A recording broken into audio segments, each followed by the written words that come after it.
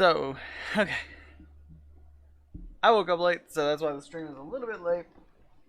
And that's why the game is starting late. I haven't even gotten into Discord yet to tell them that I'm running late. Oh, they know I'm running late. But they haven't heard me yet. So, thank you guys for joining the stream. We will be playing, as per usual, we'll be playing Dungeons & Dragons, our Pirates of Saltmarsh campaign. That's not what I wanted. My channel, thank you. Fandango. Turn that off. Alright, fantastic. We have that, and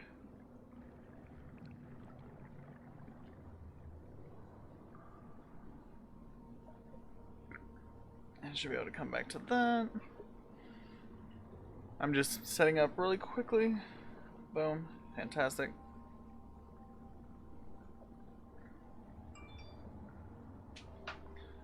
Leave that alone. Alright.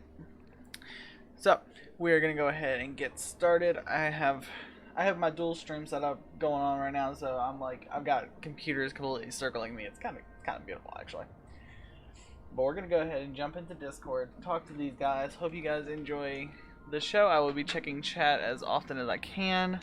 So don't, stab me if I don't read your message. I'm sorry.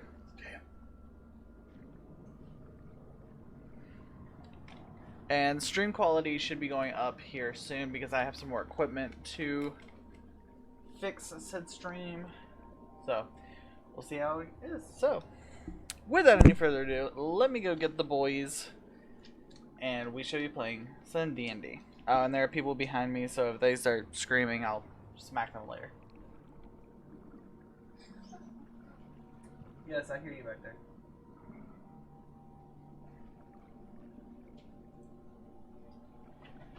What's up, guys? Can you hear me? Western take on it took all the elements of good Star Wars and all the elements of a good Western, because I could watch that and say there's the whatever character from a Western appearing in the Mandalorian, when he's helping that village, there is the widow who's trying to get the gunslinger to give up their gunslinging lifestyle. All right, we're having Mandalorian discussions. Just Red Dead Redemption Star Wars. Guys, you guys are forgetting one. Vagabond. Or Vagabond. The kid with the baby. The samurai with the baby. I forgot what it's called. That is actually that was exactly where the Filoni pulled his inspiration for the whole series.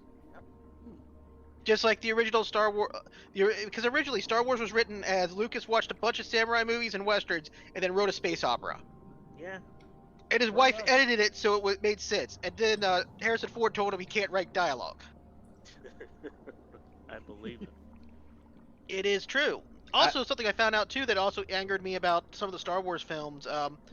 Luke, because the writers can't really write Luke, and like J.J. Abrams was completely honest with this. He's like, I can't write Luke, so you say what Luke would say in this situation. And he had all this great dialogue, and Kennedy came in and was like, this is terrible. And like Abrams and Luke and Mark Hamill were furious with her because she trashed some of the best lines they came up with. Wait, who? You said she. Yeah, Kathleen Kennedy, who was. Oh, Mrs. Kennedy, the same Kennedy that said that we don't need all this literature. We got. Yeah. Who got kicked to the curb pretty hard when the Favreaus came in. Like Wait, You mean D&D? Oh, it's D&D time now. Oh no! You said the Favreaus. Hi, guys. Well, yeah. No, it's just they took away all her creative control. She's only allowed to do marketing, and even that, the Marvel head guy has the final say on what goes out. And also, she thinks she's all cool because she made Baby Yoda. I'm like, I don't care what you made. You didn't make Baby Yoda. The awesome writers created Baby Yoda. As like the writers made Baby Yoda, we just love it. And the thing is, they didn't market Baby Yoda correctly because they were months behind all the product everybody wanted. I want that puppet, by the way. My Baby Yoda is still. I'm still waiting on my Baby Yoda pre-order. What? No, I want the original puppet, but I'm gonna need your guys' help. I'm gonna need about $1,035. You did That's hear how much about. it costs. dude. Well, the other funny thing about the puppet too was they weren't sure if they were going to use it or not. And the guy who plays the Imperial guy, I can't think of his name, the German guy. They wanted to do the scenes twice. They wanted to do it with Yoda, with the puppet, and without, so they could CGI in it later. And he looked at the director and said, "You fucking coward! We are going to use the puppet in the puppet only." Yeah, Yeah. I believe him because it looks so gentle. You're like, oh god, don't do that, don't do this. Are you up and running, Sterling? Yeah, we're good. We're good. Okay. Do you have the stream going? Yep, stream's up. Oh crap! Don't tell me they Wait, were caught we part talking of. about Star Wars all this time? I jumped in on the Star Wars conversation. I was not about to stop it. Oh, You're like, oh, they're talking about Star Wars. man, you just gonna cost us tons of our viewership. No, actually, it increased a little Hey, bit. look. Hey, I could probably increase a little bit. Let's get a Star Wars crossover that I think everybody would want to see. Let's see Marvel crossover with Star Wars. I mean, Han Solo meeting up with Star Lord. Let's see. Where that you shit been? go. Where you been? You're late. It's already happened. Oh, it has. Pff, yeah. It's I happened. don't think I ever. Yeah. Oh. Oh. You I'll said have to Marvel look that versus up then. Star Wars. Yeah, it's happened.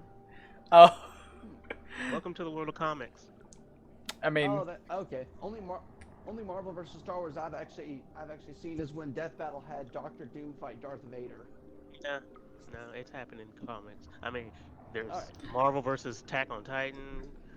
Marvel versus that Marvel vs. Attack on Titan was questionable. Oh no, it was pretty decent. I'm like, I oh, mean, crap. it was good, but it was like you were. I think I know what you mean, Sterling, because we know how the Titans are made. We're like, wait a minute, how did they get that stuff here? Yeah, it was like, hold on. Spoiler attack on, ladies and gentlemen. Hello, sorry. All right. Are you guys ready? I'm ready to go. All right. Hell yeah. All right. Everybody's here. Roll on. Echo's hiding in the chat. All right. Okay. Welcome back to session 4, guys. In our last session, there was some heartache, some tribulation, and an encounter that I did not think was going to be that difficult. That turned into a downward spiral very fast. But with that being said, 3 party members survived the encounter. We lost Darian, who for some reason was a fighter who didn't have armor. Not entirely sure what that decision was, but okay. First of all, leave him alone. I was thinking about it after everything had happened. I'm like, how did the fighter not have armor? Maybe it was uncomfortable. Cadaver. I mean, probably. But that being said, you guys survived the encounter with the ghost captain and his motley crew. You found some treasures. You found a couple... No, actually, you guys didn't find any real items in there. Yeah, just the weapons that were on the skeletons. You are currently... And there's still a mud wall. Yeah, you are currently still trapped in the room with the 4 dead, hopefully permanently dead, skeletal pirates. You have rested after your long, weary fight. You have given the burial rites to Darian so he may rest in peace. And it is now what you're assuming to be the next morning after you have rested. What do you guys want to do?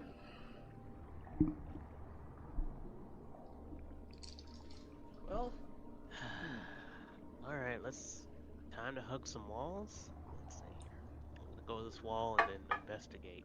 See if I can see. Alright, you just want to investigate the wall? Yeah, to see if there's any way out. I mean, you said this was closed, right? Yeah, the main entrance is closed by a mud wall. And go ahead and roll a... Yeah, go ahead and roll an investigation check. Alright, let's see. Investigation. 1 is all I need.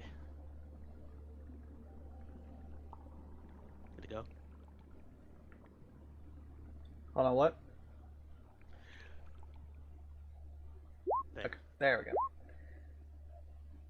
Alright. Okay. Damn, the second one's good though. Yeah, it rolled twice. I'm just gonna take the first one. I know. Okay. As you're going across the walls, you see there's no real openings, no cracks in the wall. You don't see really any way to get out, but you do come across one brick in the wall that's kind of loose. And as you run your hand over it, it starts to come out of the wall a little bit. But apart from that, there's nothing else in the room that seems to be a way out. Just that one brick that seems loose in the wall. I'm gonna push the brick in. You push the brick in and nothing happens. Can I pull it out? You can. Alright, pulling out the brick. I can't You really move pull my out- token, so I'm probably gonna check the other wall. You pull out the brick and it has a inscription on it written in common. It just says Triton Temple. It almost looks like it was an ancient merchant, like a merchant had just put this on here saying that this is where this brick was to go. But inside the wall there is a small satchel. Take the satchel and All go right. to the group. Okay. Go up. Look what I found. Look what I found. Then I open it. Alright. In the small satchel, you see 3 red vials. They look ancient, like they are covered in dust. Alright. I give one to Cross. One for me, and I turn around and I don't see Jupiter. I actually cannot move my icon. I'm actually still right over there near where. Well, actually, I'm over by the other wall opposite to where you were to see if I can try to find if there's some kind of maybe some kind of way we can get out of here, like a secret passage. Jupiter, you may need to reload your screen to fix your problem. Okay, let me do that real quick. Because the thing is, I can't even access my mouse, so I'm having to use the touchpad on mine. So, my roommate used my laptop last night, so I don't even have a mouse icon. Oh, and that could be the other problem too. It may just not be not liking the touchpad. Try to see.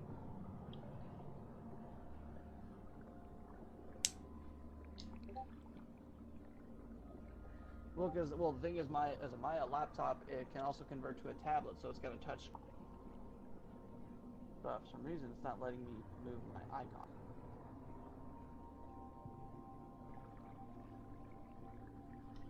Hello? Hello? Yeah, Hello? I can hear you. Okay, good. Alright. I wasn't sure if anybody came back. I reloaded it and it still won't let me drag my icon or anything like that, and my mouse touchpad won't. And I don't have find my mouse here, so I'm just kind of stuck. Little difficulties once again. I'll probably just go back to where the group is. Alright. Alright, so it's just like a red vial potion? You don't know if it's a potion or what it is as of this moment. Does it look like it? Does it look like it has the same consistency like the white liquid that we used a session ago that about broke my dang hand? It does not have that same. It does not have that same glow or look to it. It looks like they could have been healing potions at one point, but they look very old. I will sit down with my book and get my book out and sit there for about 10 minutes so I can throw up Detect Magic. Okay. Yeah. Take one of the vials and put it in my pouch, my own pouch. But keep the sack. How big's the sack? The sack looks. It's a little bit bigger than a coin purse. So you could hold it holds a couple potions or a object, or it can hold one object about the size of a human skull. Perfect. Like an orb? Like an orb. Perfect. Who the hell said that? Echo did. I'm in character, by the way. Alright, as Cross is trying to detect the magic of the potions and whatever, he senses a magical source, not only from the potions, which he has determined they are potions of healing and they still have some effect. He also senses a strong, powerful magic just out the other side of the mud wall.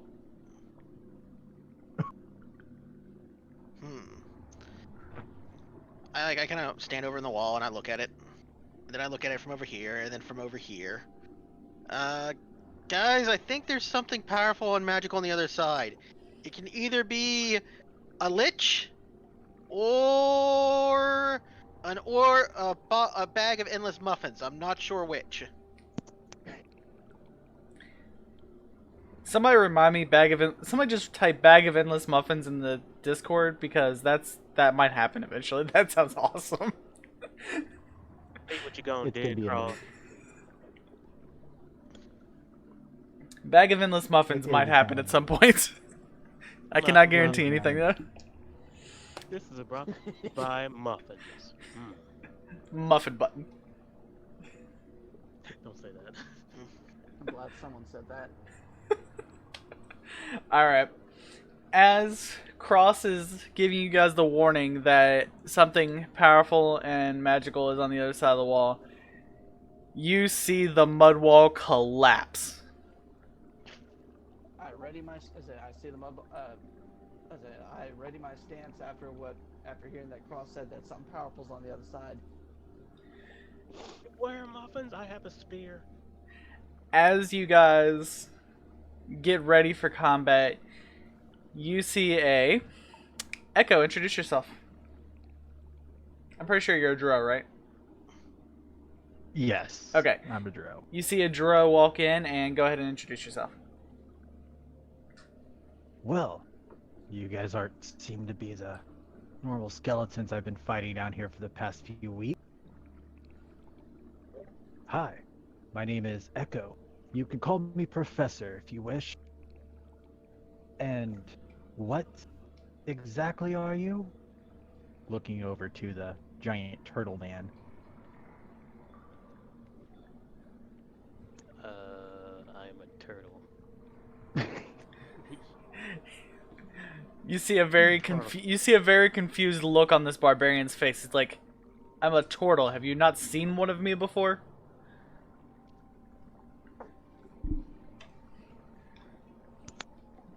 I have not. I might want to dissect you a little and see what's inside. At this moment, I'm seeing Echo like pulling out a pen and paper and just sketching down notes.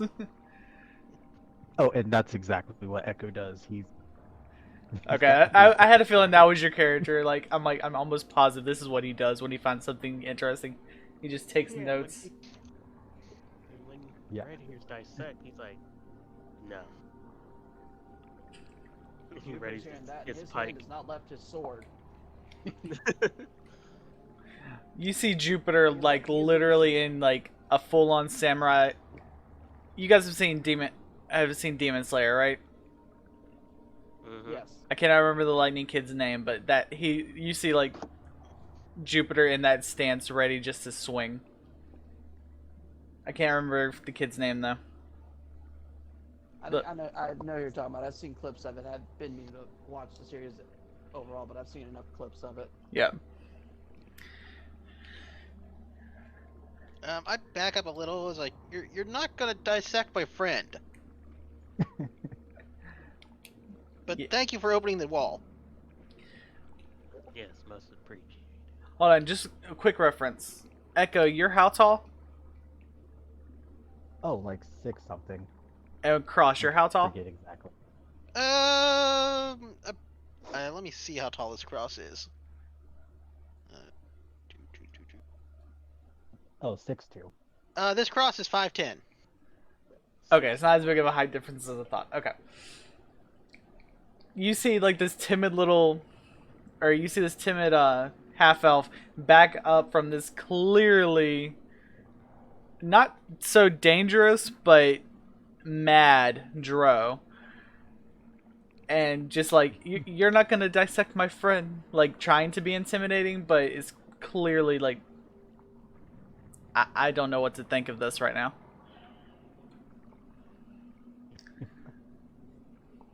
Oh, thank you, Asladon. Thank you, Zenitsu.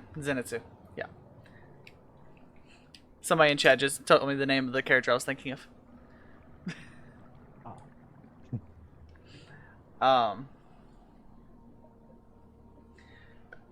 So Echo with his intrigue is just gonna keep stepping forward. okay. Jupiter's eyes have not left Echo. He is keeping a keen sight on.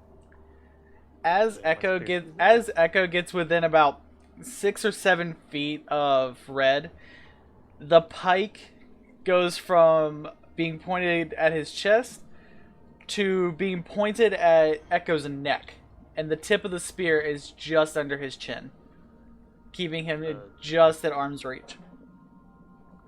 Okay. Okay.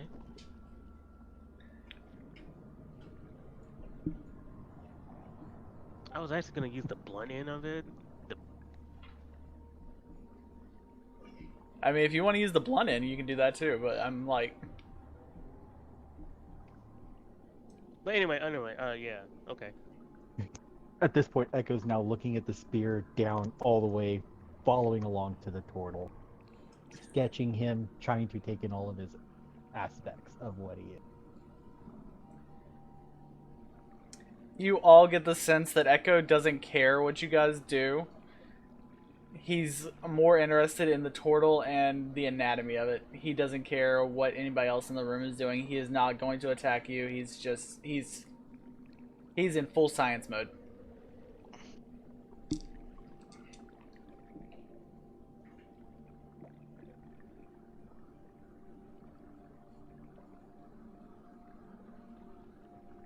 I turned across. What, Jupiter? I was gonna say Jupiter's gonna, his hand is still gonna be on a sword, but he's not gonna be in like full ready EI sword draw on this guy, but he's still keeping an eye out, just because the fact that here's just this random drow that was in here, and the first thing that he said, he was gonna dissect this giant turtle guy that he's fought next to. Or would my character even know what a drow even is? You guys definitely know what a drow is, because there have been a couple on the Kraken's Maw. Yeah, I turned across. We leaving? I think that's a great idea. I think we should leave. All right, and I pick Walter up. Okay. Yeah, I move my pike away and just progress. Wait. Yeah. Okay, so you guys are gonna walk past Red Echo. out. Yep. Alright, you guys start walking past Echo. He is still sketching, taking notes.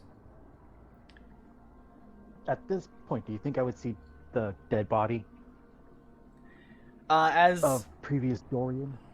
Yes, as Red and Cross get out of your way, you notice the skeletal remains of the 4 skeletons, and then a beheaded corpse, and that's been wrapped up in some kind of tapestry. I think I would like to walk over and investigate this.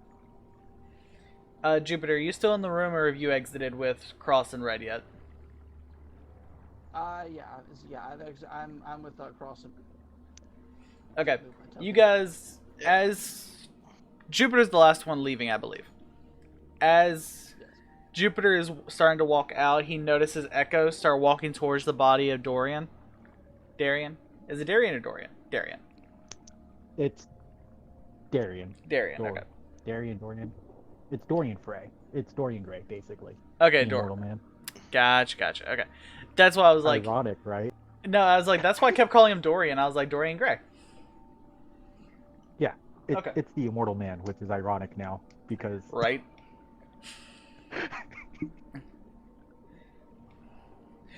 All right.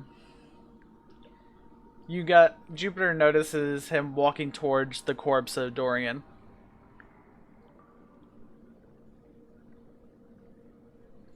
Echo, what are you gonna do with the corpse? I would like to loot the things that I discussed earlier with you guys. The necklace, the rapiers, the medical kit. Okay. He Take the things I need. Yeah, he starts scavenging the corpse of your fallen comrade. He finds Jupiter's gonna say, Wait, can we clearly see him doing that? Jupiter is the last one that notices. Red and crossed are the ones already outside the room. You guys cannot see. Jupiter noticed him walking toward the corpse. Jupiter's going to look back and see what he's doing. Is he already looting the body? Yeah, he has already gone down on one knee, removed the tapestry, and started grabbing at the rapier. Looking through the bag he had, grabs looking for the medical kit and the necklace around Dorian's now headless neck. He's gonna look back. What is it that you're doing? Do you know that? Did you know him? No, but obviously you guys had some sort of sentimental attachment, or you would have had enough brains to take these items with you.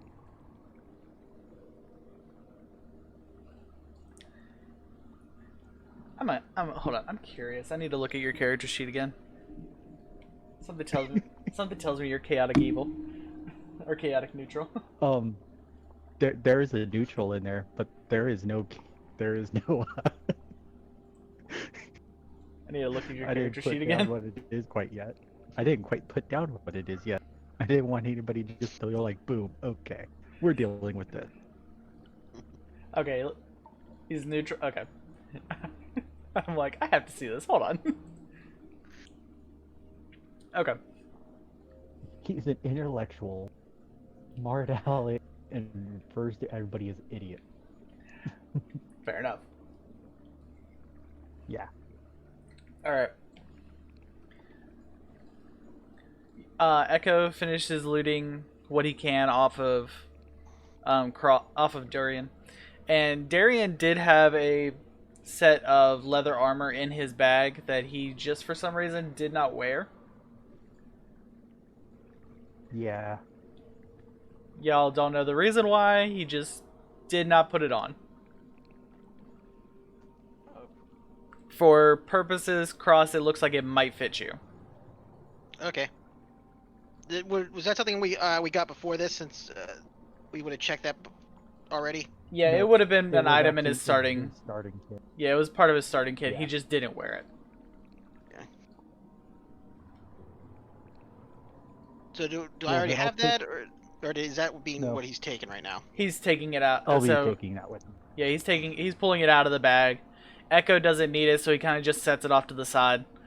And you notice that there's armor there. Now that I turn around and see that he's taking stuff off his body and hearing what he said, it's like, why are you looting our friend's corpse, you ghoul? Well, maybe choose the other bodies. Yeah, Echo hears the insult, but like just passes it off like he's heard worse, and just looks back at Cross like, this stuff could be useful.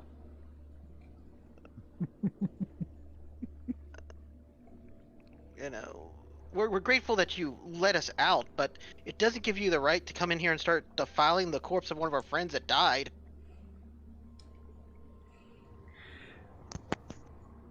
I agree. It's more respectful. It's more respectful for him that he be buried with the belongings that he fought and died in combat.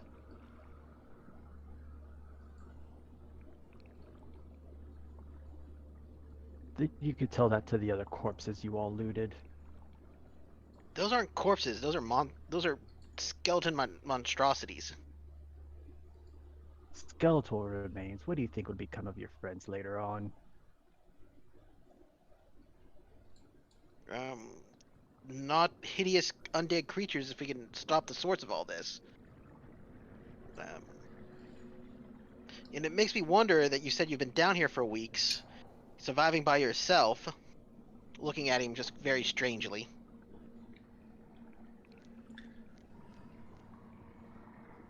Echo is done looting the corpses, stands up, and just looks at you like the questions are starting to annoy him. Like he doesn't like repeating himself.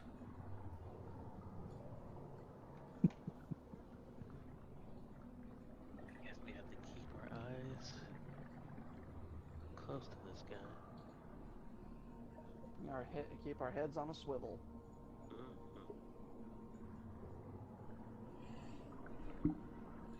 Alright, I peeked down this, peek down here. I go back into the room and go back over the Darian's body and pull the cover back onto it properly. And rearrange and fix it back.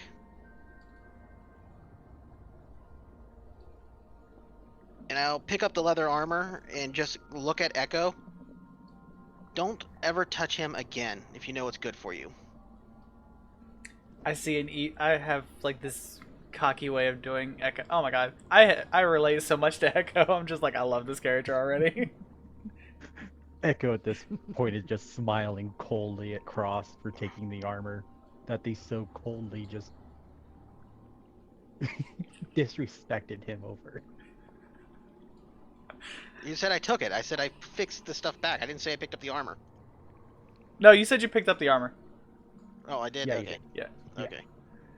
But I just look back at him. I mean, I just keep looking back at Echo, and it's like, don't defile him. And like, I put the sheet back in place. All right, I'm taking some creative liberties here. Echo kind of rolls his eyes and casts Mold Earth and gives Darian a proper burial spot. And Wait, I thought this was a stone floor. like I said, Stone is earth. I'm taking some creative influence on this one. Okay. You see Yeah. you see the stone floor shift out of the way when he's casting the spell, and Darian's body slowly sinks into a small hole and is covered. And with the spell, one of the stones just comes up like a gravestone. And you see Echo just look at you like, there, now your friend has a proper burial.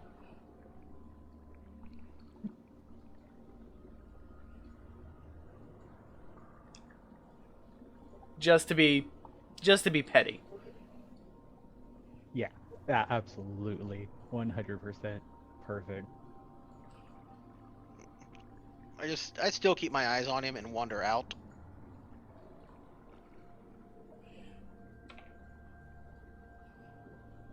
Jupiter just kind of waits by the entrance and waits for Echo to leave.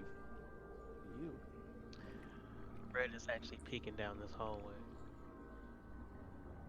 Alright. For all purposes, Echo is his own party at the moment. So we're gonna... Yeah, there's gonna be two parties, technically. Okay. To Cross, nicely said. Yeah, Technically, I well- would've stabbed him, but Yeah, well, we're not in a spot where we can afford getting into another fight right now. exactly. Let's just get out of here and back to the ship. Wait, you want to leave here? I don't know what I want. It's just, I came out here for an adventure and glory, and it never goes like this in the books. Welcome to being a scavenger. So, what's down this hall? Alright. We're ready to move on? Mm-hmm. Okay. So Red is looking down this hallway, and he sees it's a straight hallway. You have dark vision, right? I believe we said turtles have dark vision, right? Double check. I'm almost positive turtles have dark vision. I would say if turtles could see underwater so well, yeah, I would totally have given them dark vision, because, damn, that's impossible. Actually, no, they don't. Strange enough.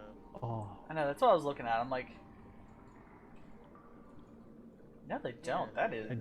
That is Here's my weird. Drow with 120 I mean, I have survival instincts, and, I have all this other good stuff, but no dark vision. I'll summon up some dancing light orbs and like throw them down the hallway. Okay. As the lights come up, you see the torches that have lit your path so far, that have just come on as you're entering hallways. They're not on. This is the only hallway where the lights have just not immediately flicked on. You notice that as the lights go down, it's just a straight hallway leading to another doorway. Great, another door. I'd slowly walk in the hallway then. Alright, as you guys get into the hallway, Red's first, go ahead and roll a perception check.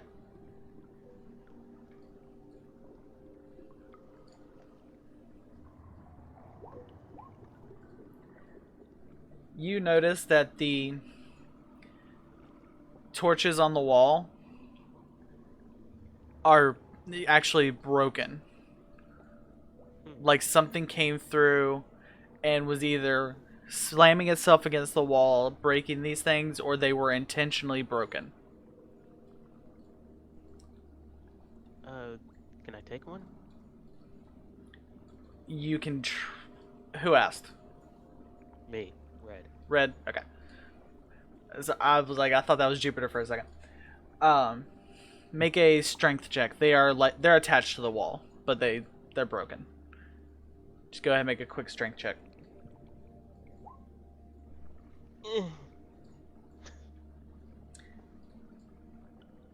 Didn't work. 8. Yeah, I see that. I'm just like, yeah, you try and pull them off the wall, but for some reason you can't get enough footing to properly pull it off the wall, and it just stays there. Oh, alright, I'll leave it alone. Cross, these things are broken. That can't be good. Nothing's good. Let's keep going. Wait, where's Jupiter? Oh, I can't move my my token. I'm actually right behind you guys. Okay. There we go. Yeah, I'm right behind you. That's right. Echo, I what are could you actually doing? Move them. I kind of want to go past the hallway beyond them. Alright, you see Echo just casually walking behind you, and then when you guys stop to investigate stuff, he just walks past you. He just slides to the other side of the hallway and just keeps walking. What the hell? How do you get up here? 120 dark vision helps out. I love Echo so much. Oh, trust me, I do too. I relate to this character so much. Okay, Echo, as you get into the next room, all the torches in that room light up that iridescent blue that's just nice and calming. And where's my mouse? There's my mouse.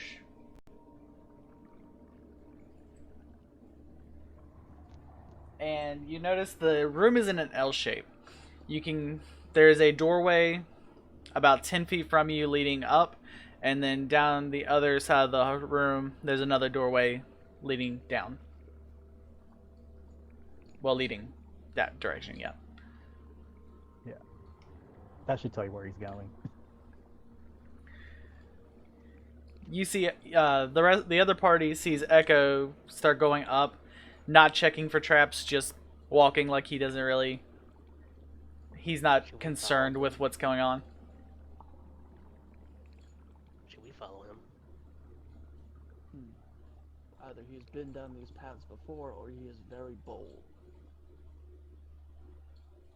There is strength in numbers. Who said that? Well, I don't know. I I don't don't tr- fully trust him. Yeah, you see Cross like literally like not even blinking, just watching this Drow be a confident little dick, and just keep going. I don't fully trust him either, but it's an old saying. It's close.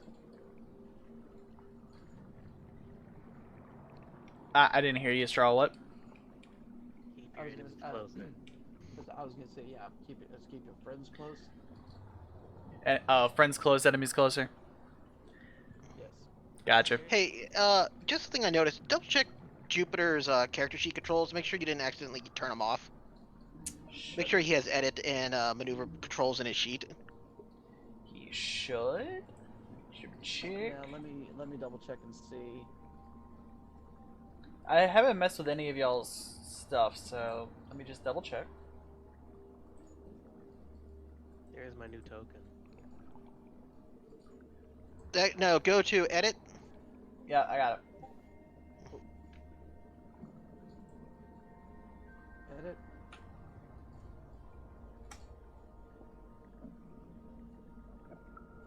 And edit.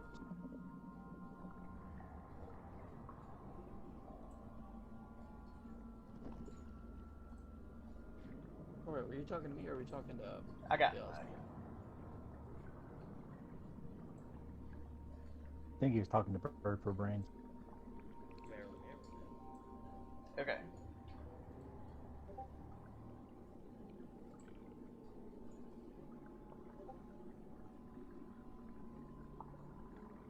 I'm in edit. Where do I go to now for? You say go to edit for my character sheet? No, let's talk to the DM. That's edit he has to do. Yeah.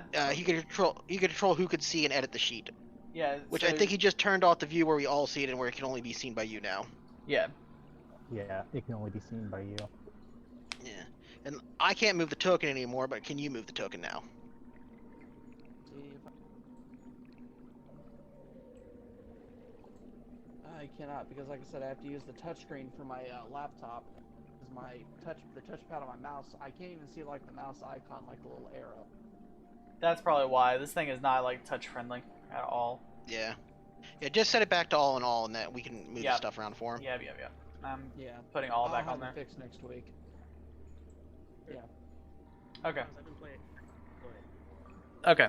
That way you guys can control that, and we'll get that Yeah. fixed. We'll get that fixed at some point. Yeah, I'll look at it next week. I think my roommate used my laptop last night, so I'm gonna see what All right. it was that went on, trying to fix it. But Okay. As Echo walks into the hallway, you guys hear a. Well, Echo hears it first. He hears a wire snap. And before he gets in the other hallway, this torrent of flame comes up in the middle hallway for about 5 seconds, right in front of Echo's nose. He just feels this hot flame burn for about 6 seconds, and then it dies back down. And that's why we look for traps. And you see Cross just snaps his fingers like, damn it, that would have shown him.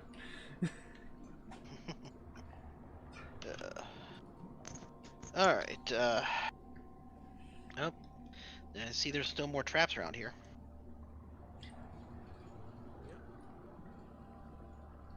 And you see Echo kind of just like look at the trap and is like, huh, that's new.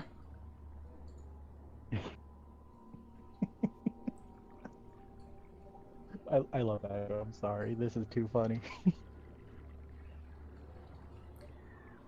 All right. you say that you've been down here for weeks, correct?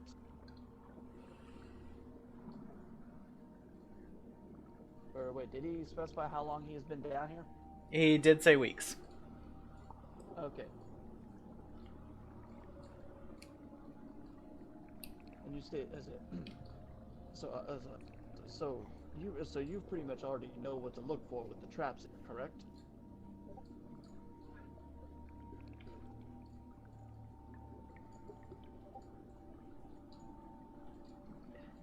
Either Echo didn't hear you or he's ignoring you. Oh, absolutely ignoring you. You guys made it obvious you didn't care about me, so I'm just gonna do what I want to do. You just see just like a slightly annoyed look on Jupiter's face. Like he would have that kind of slight vein pop on his head, and like his kind of eye twitching. Like, is this fucker ignoring me? But he just kind of shakes it. But he just kind of shakes it off, just because we can't have any. Because like at this point we have to get out of here, and we can't deal with any like pointless confrontation. Hold on, I gotta check the map real quick. I just want to make sure I know what I'm doing for the. Looking back Okay. over the Jupiter, fine. Okay. If that's how you want to be about this, you can go talk to him. We'll follow your lead, right, Red? Right. Well, clearly You guys are following my lead? He's ignoring Jupiter. Say what? I think they were talking across. Okay. Like, Red, I said I'll follow Jupiter's lead if he wants to go, deal with this guy. Okay.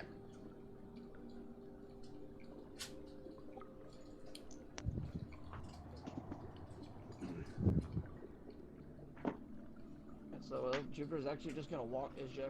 Walk up to Echo and ask if he can see any more traps up ahead. And Jupiter's also gonna look as well, because he also has dark vision.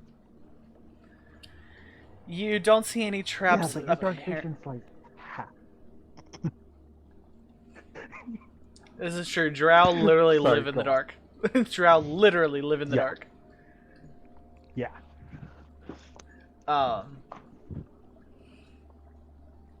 You guys don't see any traps apparently. You do see a broken cord on the other side of the hallway, like that trap had been set off once before. And as you just glance around, you guys see a chest to your right. Yeah, at the end of that hallway. And then you just see another hallway to your left that looks like it loops back around into another section of this dungeon. Do we see a chest in this one, Yes. or the one dead ahead? The one Echo just went into. Okay. Well, I like to go in and investigate. Alright. I mean, I sold the chest first. It's mine, right? That's how that works. I mean, technically, you're not under contract. Anything Echo finds is Echo's. All right. Yeah, I'd like to check out this chest. Alright, Jupiter sees you walking towards the chest. What does the other party want to do?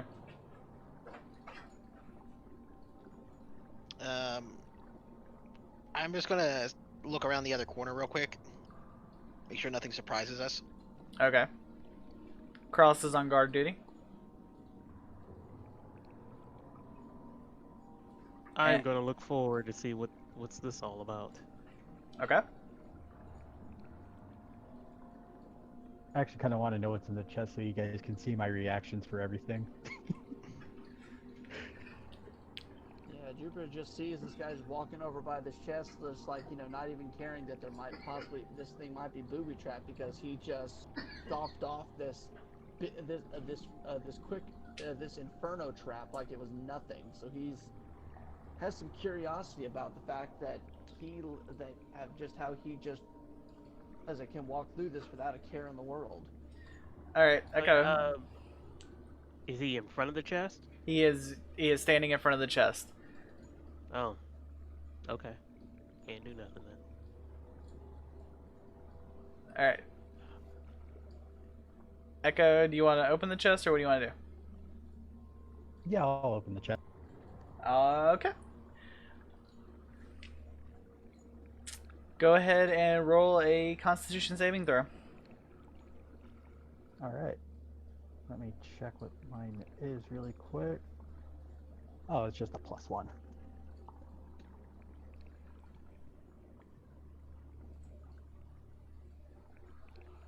Yeah, that's a solid 7. It's a rock. It's a rock solid 7. As Echo goes and opens the chest, this blinding light flashes in his eyes. You see this moment of pain where this... Did you say Constitution saving throw? I did. There's a reason. Well, no, he rolled a strength saving throw. I rolled. No, that's red. That's red. No, Okay. It's in dice rolls on Discord. Oh, it's in dice rolls. Okay. Yeah. No, I'm over in dice rolls in Discord. Sorry, I can't figure out the ones really on Roll20 solo. It's alright. Alright, so you see this blinding light. You see Echo, like, visibly blinded for a moment. And he takes... He takes 2 points of radiant damage. This one was trapped by a... Oh, what was the spell called? I saw it. I literally wrote this spell down for this chest specifically.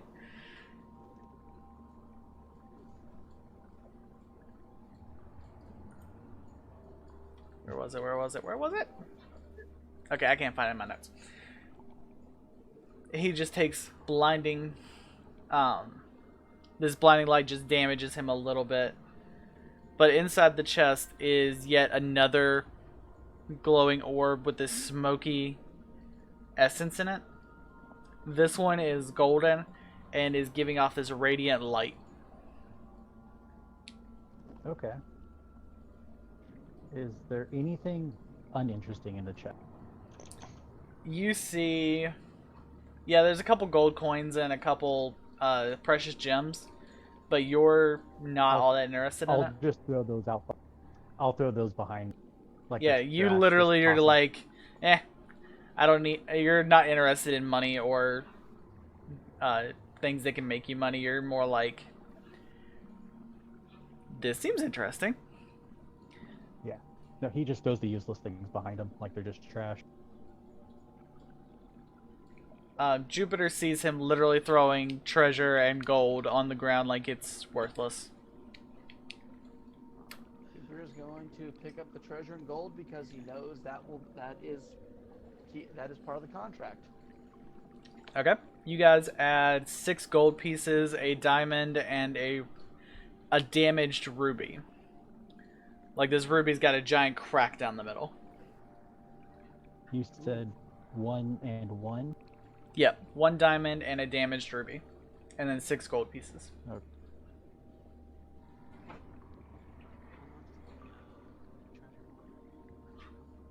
Adding it to the loot channel. Alright.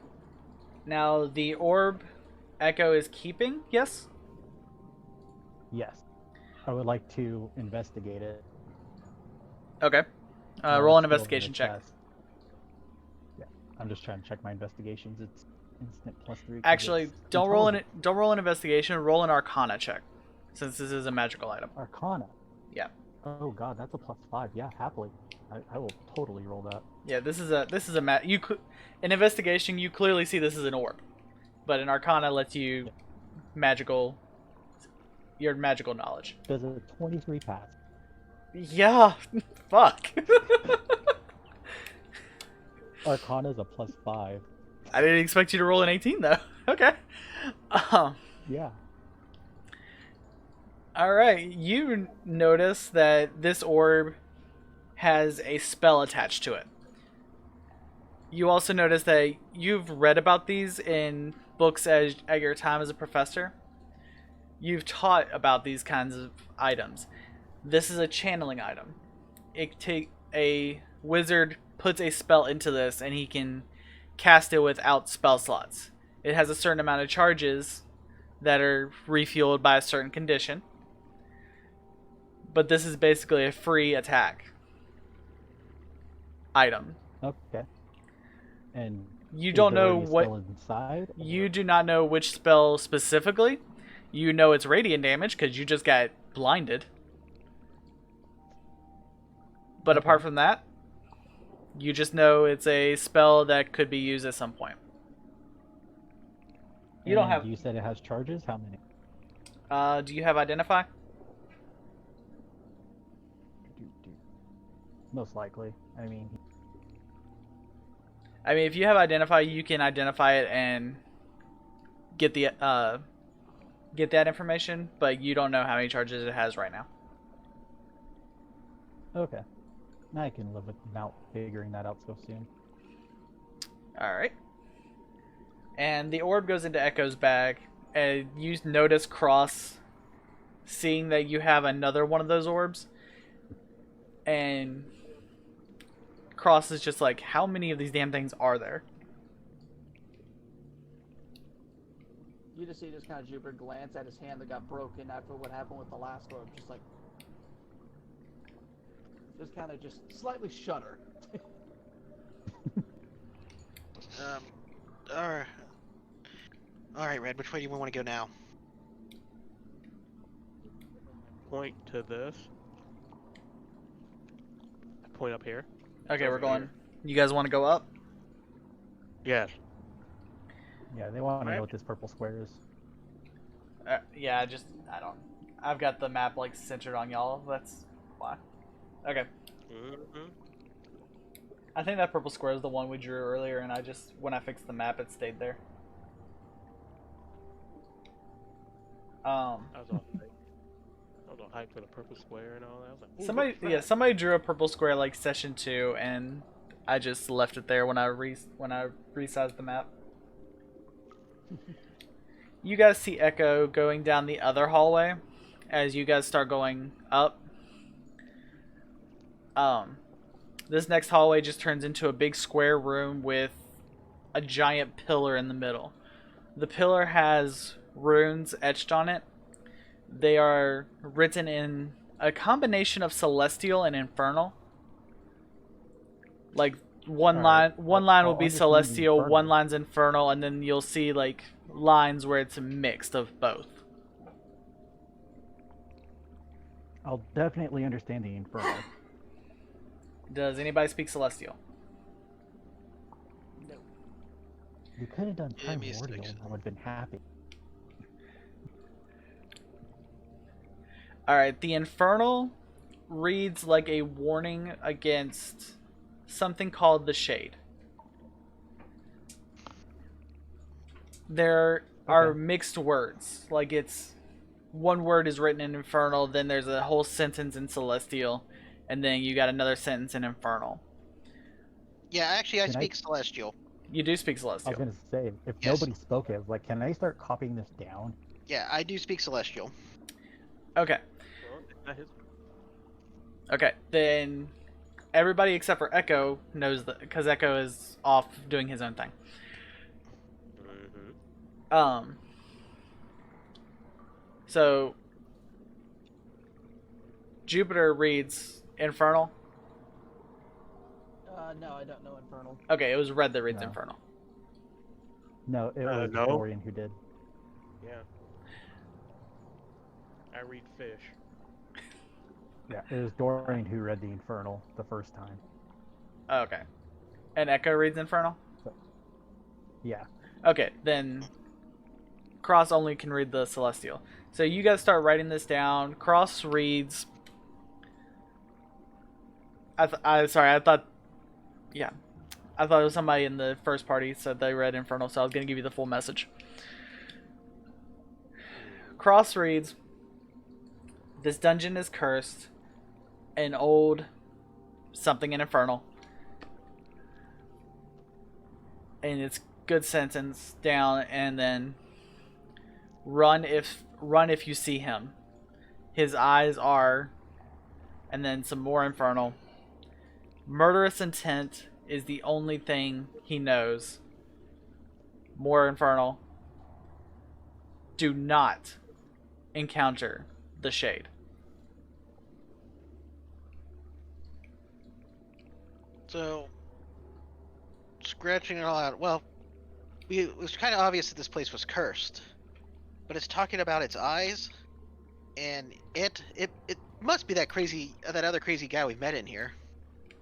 Hey, wait. Is this from the pillar? Yeah, the big pillar we're looking at. Yeah, it looks like it's a giant stone. It's a pillar in the middle of the room, but it looks like somebody at some point wrote a warning, and because it's a mix of infernal and celestial, it looks like they were going mad when they were writing it. Do you Write remember that that person down, we write that, encountered right. who gave us the orb of healing? The skeleton that came to life? Oh, you mean They the mentioned, the pirate skeleton? yes, Yeah. correct. They mentioned something. They mentioned a shade. After when I mentioned about that creature that we encountered in that room that was there and disappeared, Oh yeah. that might be what this message was referring. No, I One mean, that's you guys, when between you this first plane and entered that this, plane. you guys did notice a shadowy presence that looked like it was ready to murder you before it vanished Well, off. um, maybe the shade's like the captain from those pirates that decided to be skeletons, Maybe. or it could be something to do with that undead, Triton King who took the little kid. How's he doing? There's more on the back. I gotta come around back to write the rest of this down. Don't leave the group. I'm coming. You notice that as you're going across, that it's the same message written all the way around the temple. Oh, okay. You get a few more words. There is a warning about a lich and a warning about a female elf who managed to escape.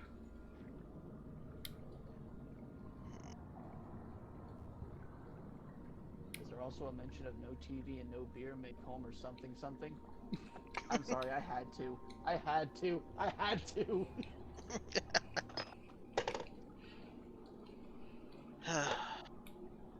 Well, About that, I'm sorry, guys.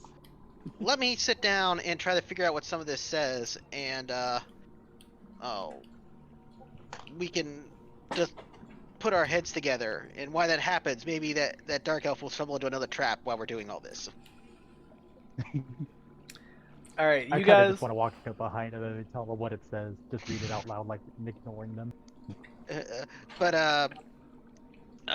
also, Sterling, you might want to check your stream because it's looking really blurry on my system. Oh Lord, what happened? I see it blurry on one end. Let me. I got one of them looks fine, and then one looks blurry.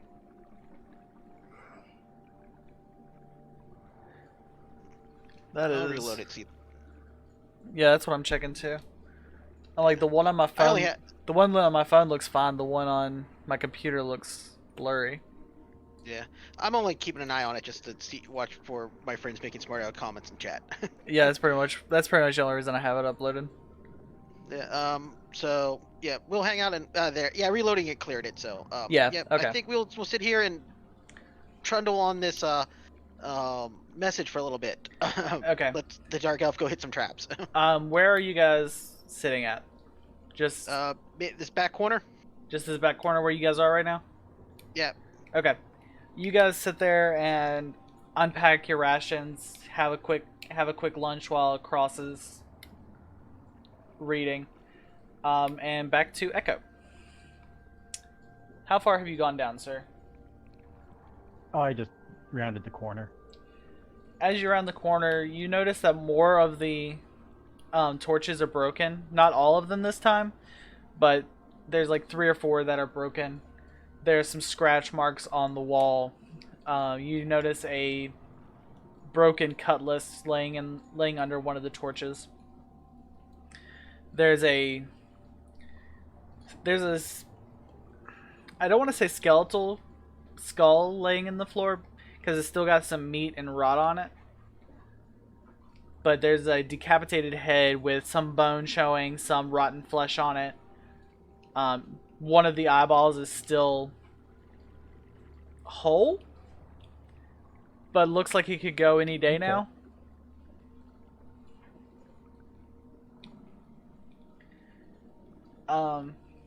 And as you start getting closer to the next room, you notice more skeletons. and more Yeah, fuck that place. I'm out. and more fresh corpses. Yeah, fuck this shit. I'm out. He's like, not again. He just straight lauded it. Nip. He was like, Yeah. nope, not today, Captain. Yeah. They might have had the better idea to follow them to the pillar.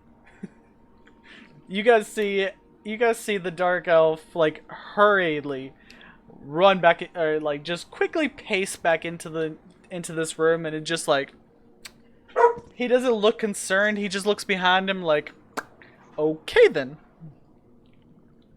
Something must have spooked him out. What did you see up ahead? And then you see Echo examining the walls, and him being the smartass him being the smartass that he is, he just starts reading the entire message out loud. And everything he doesn't know, he's scribbling inside his journals, So do we hear along this? with the message he does know. Okay, so you do not read Infernal, you just read Celestial. Echo reads Infernal, and then Cross reads And Celestial. Okay. Celestial. Okay. Sexual. Cross gets It does. Infernal got stuck in my head. Okay. So Echo reads the second part, which mentions a set of red eyes following them throughout the dungeon. Torches lighting by themselves. The captain abandoned us. The sea witch summoned us.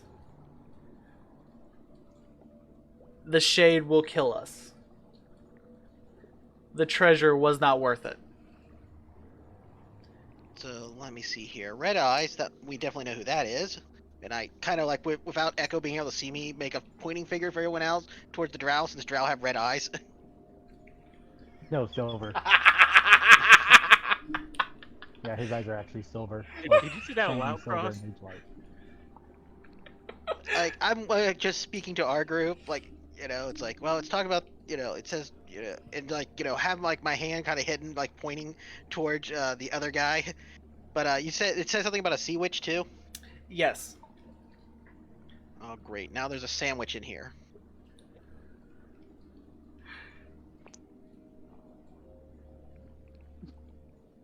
Can't stand that you actually said that, Cross. Said what?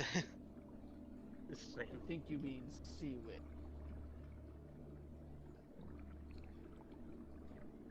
oh, I thought you said sandwich. No, sea witch. Sea witch, sandwich, it's all bad. This is just all falling apart very quickly. Wait. Oh, Echo, you're just reading the message and writing it down, right? Yeah, I'm writing down everything I know in Elvish, and what I don't understand, I'm writing in its language. Okay. Making the side note that it was originally written in Infernal. Okay. As you guys are resting and as you guys are taking notes, is anybody touching a wall? Specifically the wall with the runes on it. I am not. I'm not. I'm just kind of keeping an open eye in case something decides to jump out and scare us or attack. yeah. Okay, so nobody's touching the wall? Hands are busy. Yeah, my hands are busy. I can't do much. Okay. As long as nobody's touching the wall, you guys see a blue glow begin to pulse from the runes. It's the same blue glow that you saw on the orb on top of the temple when you guys first entered. Is something opening? That can't be good. The hallway behind you begins to shake. The stone archways that are holding the roof up begin to collapse. Nobody's in that hallway, right? Nope. No, I would have pretty much been like near the doorway, like right where Cross was. Like The right there. Yeah, that you guys are fine right there because it's. I know you guys are in the room. The stone pillars from the very back start falling, collapsing. Clouds of dust begin to fall as you guys notice this and feel the shaking. The pillars closer and closer to you start falling. Guys, I think it's time that we nope out of here. I agree. Yeah, let's go. It takes a few moments, but as you guys it takes a few seconds, but as you guys get closer, further out of the way, you guys notice that the only part of the room that collapsed was that very back half. This part where you guys are in right now, it's the shaking stopped, and you guys are safe. Well, that direction's gone. I guess we'll have to go the other way now. Yep. Quill and Book are put away now because that's that. This is the first time you guys see like an expression that's not him being a smartass. Like he is actually concerned. Because he's been down here for weeks exploring this place, taking notes, and until you guys got here, none of this stuff was happening. Jupiter's walking up to him. You've been here longer than we have. Do you have any idea of what might have that?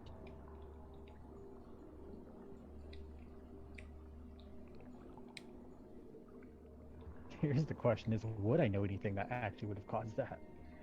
You have no information on why that happened. Like I said, nothing like this has happened in the weeks you've been down here. This dungeon has pretty much been barren. There were no monsters, there were no living skeletons. The only things you had fought random mud walls.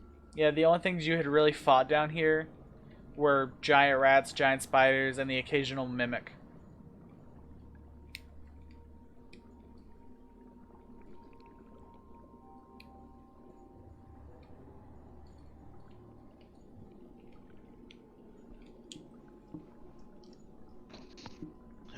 Like, I am so done with that place. Well, Alright, so no, Echo went down the hallway to y'all immediately to y'all's left, and he knows that there's a room full of skeletal remains and fresher corpses. Nobody else does. So where do you Nobody guys? else does. So where do you guys want to go?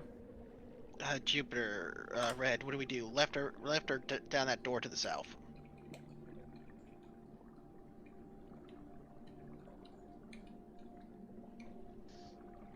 Links. Let's go left. Okay. Echo looks back and sees you guys going left, and just keeps going south. Well, the I door to was the actually south. going to say I'm going to be a little more concerned for their health Going south because I would be a kind of bad. want to watch these. Okay, you want to Going follow south them? would be a bad idea for us, anyways, because I don't think Red would fit through the door very well. It's just wide enough he'll be able to get through.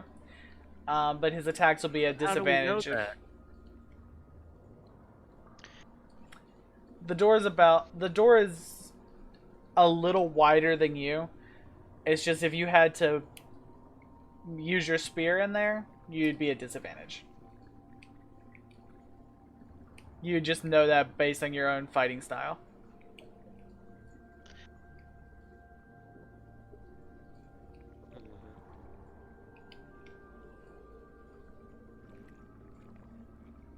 Well, personally, Echo kind of wants to watch the turtle.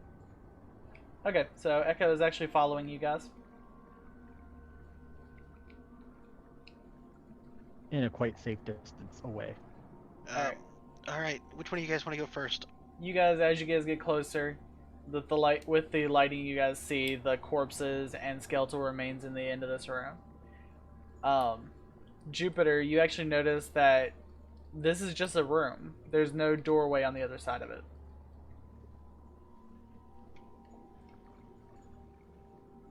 Shall we check the bodies? You said the room that we're in right now is just a dead end. Yeah, it's a hallway that leads to a room with a bunch of corpses in it. And there's no doorway after that. appears we've reached a dead end. Is it like, can I see? Do I see that there are just a abundance of corpses in here? Yeah, and you notice most of them are skeletal, but there are a few fresher corpses, like within the last week or so, have died. What do they dress like? Some are dressed like pirates. You notice there's a flag in the middle of the floor that looks similar to the Siren's flag, the red banner with the Jolly Roger on it, with the elven Jolly Roger. But this one is green with a... Oh shit, what was that? What was that creature? Kraken. No, it's a creature with an orc. Oh my god, why could I not think of orc? With an orc skull on it. Skull and crossbones. You know, I have a terrible feeling that that room is probably full of terrible skeleton monsters, but we really can't leave a flag behind, can we? No, we can't. I was going to pick it up myself. Alright, let me step back here behind you and Red and we can go in there. As Red gets into the room, he notices that the bodies are piled on top of a chest. Well, So we're down in the... there's a down pile in the there's room? a pile of bodies on top of a chest. And it's a Doesn't- substantially it's a decent sized chest. Like it's the size of a trunk. Are there 12 bodies? There are, you don't get an exact count because you don't see how many heads there are, but there's between 9 and 9. Yeah, we'll say 12.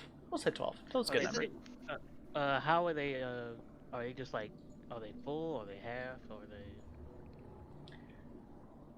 They look like they all just collapsed in that room. Oh. Like they had gone in and didn't come out. The bodies are kind of like they're not neatly piled. It literally looks like they fell where they were standing. I don't feel comfortable about this, guys. Yeah, like, I I don't kind of either. like pull out like almost looks like a kid's book on pirates. And like flip through to like a random pirate song about men on top of a dead man's chest. Yes, whatever was in that chest is probably the reason why there's so many dead bodies around it. Give me a second. I take a couple minutes to put up another detect magic. You And don't, once it's up, I'll Batman scan the room. as you get the spell up, you do notice a lingering sense of magic, but it's a very weak magic, and it's not in any one location. It's like the entire room. There's something magical in that room. I'll say there's something magical in that room at a very loud voice, so it'll echo down the hall.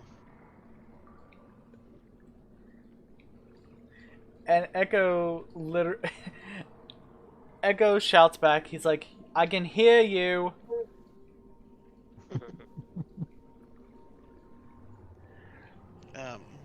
So do we want to actually go in? We got to go in there, don't we? Not really. We can always just walk away. Yeah, you can just pull an echo and dip. I will bamp Walter out and have Walter run down and grab the flag and bring it back to us. As Walter gets close to the room, he sniffs the air and turns back to you. That's so cute. He doesn't grab the flag and your connection with your familiar. He tells you that the air is not okay to breathe. Oh, okay. Then I'll pick Walter back up. And that's what the magic you're detecting. You're detecting a low-level magical poison. Oh, I think Walter thinks the air is poisoned. Good Walter, and I'll give him a treat. Hold on a minute. Let's see. Red, if you're looking for it, yes, you can hold your breath for an hour. Let's do this. I was like, I know what you're looking for. Oh, and Sterling, don't forget that if you have stuff on the GM layer, if you want us to see it, you gotta pop it up. Oh, I know. You guys haven't gotten that far. Double check. Oh wait, Okay. I I was double totally checking did to see if I forget to had pop any the. resistances or anything. So yeah, go in, pick up the flag.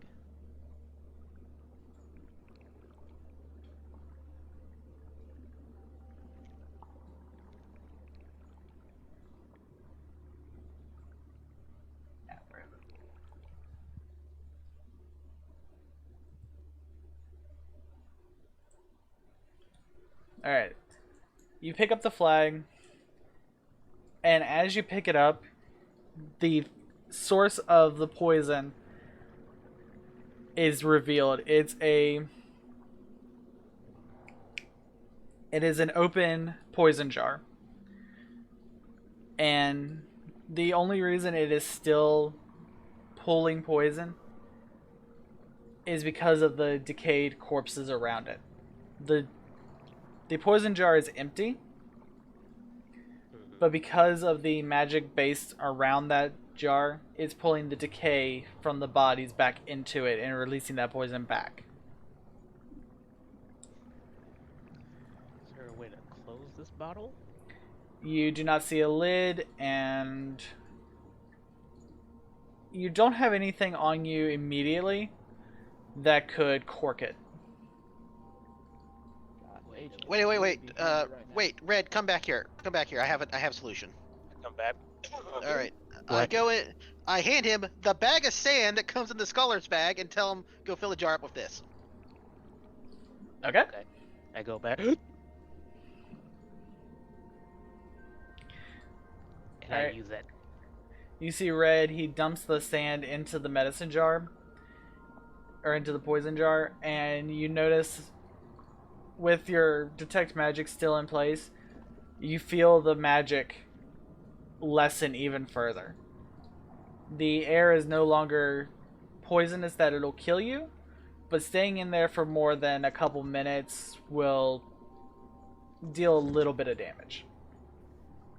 All right, Red, it's safer. So try to see if you can open the chest now. Go to the chest, poke it. There are still bodies on it, but when you poke it with the spear, you notice there is a lock on it. Okay. I pick up the chest. Well, how big is the chest, you said? The chest is about the size of a clothing trunk, so it's like 5 feet wide, about a foot and a half tall. It's a substantially sized chest. Damn. Let's see. I'm gonna try to break the We lock. could probably pick it up together. All right, Do you have... go ahead and roll a strength check. Here we go. You said both of us? Or just... Wait, I thought Red was trying to break the lock. I was trying to break the lock. Yeah. Red smashes the lock.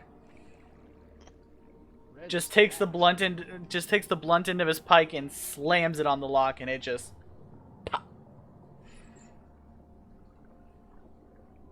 Here we go. Open it slowly. Have you taken the corpses off the chest yet? Yes, I did. Okay. The chest opens, and this is not a normal treasure chest. There are... sword. There is a... There... Wait, hold on. I have a thing. Da-da-da. Okay, yes. There is a golden pike. Like, the head of the pike is goldish color. There is a rapier with a jewel in the handle. There are 12 books of various sizes and shapes that are written in multiple languages.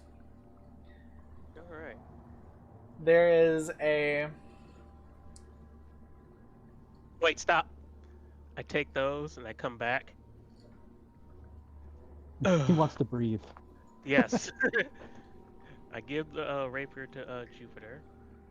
I give the books to Eka? Cross. Oh, to Cross? Okay. I don't know Echo. Yeah. At this point, Echo doesn't care anymore. Echo's going in the room now? Yeah. Alright. Echo, while Red is delivering the things he liked, you see 3 empty orbs in the bottom of the chest of different sizes. One is about the size of a pool ball, one about the size of a bowling ball, and then one about the size of a grapefruit. Okay. Well, I'll definitely put the 2 smaller ones in my bag, the grapefruit and the pool cue. Okay? And you said these are empty orbs? Yes. They are similar to the orbs to the yellow orb you found. Like they could have a spell imbued to them if somebody knew how. But they do not have a spell imbued on them right now.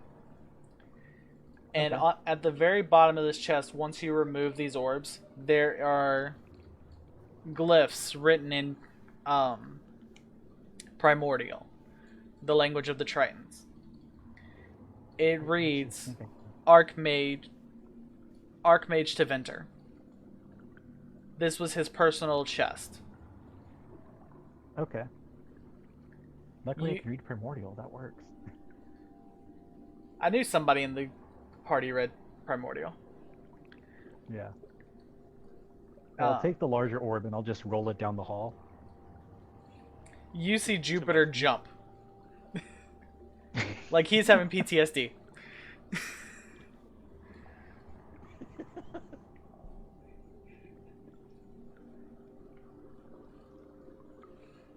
I step behind my little book fort I have at the moment. Your little book fort.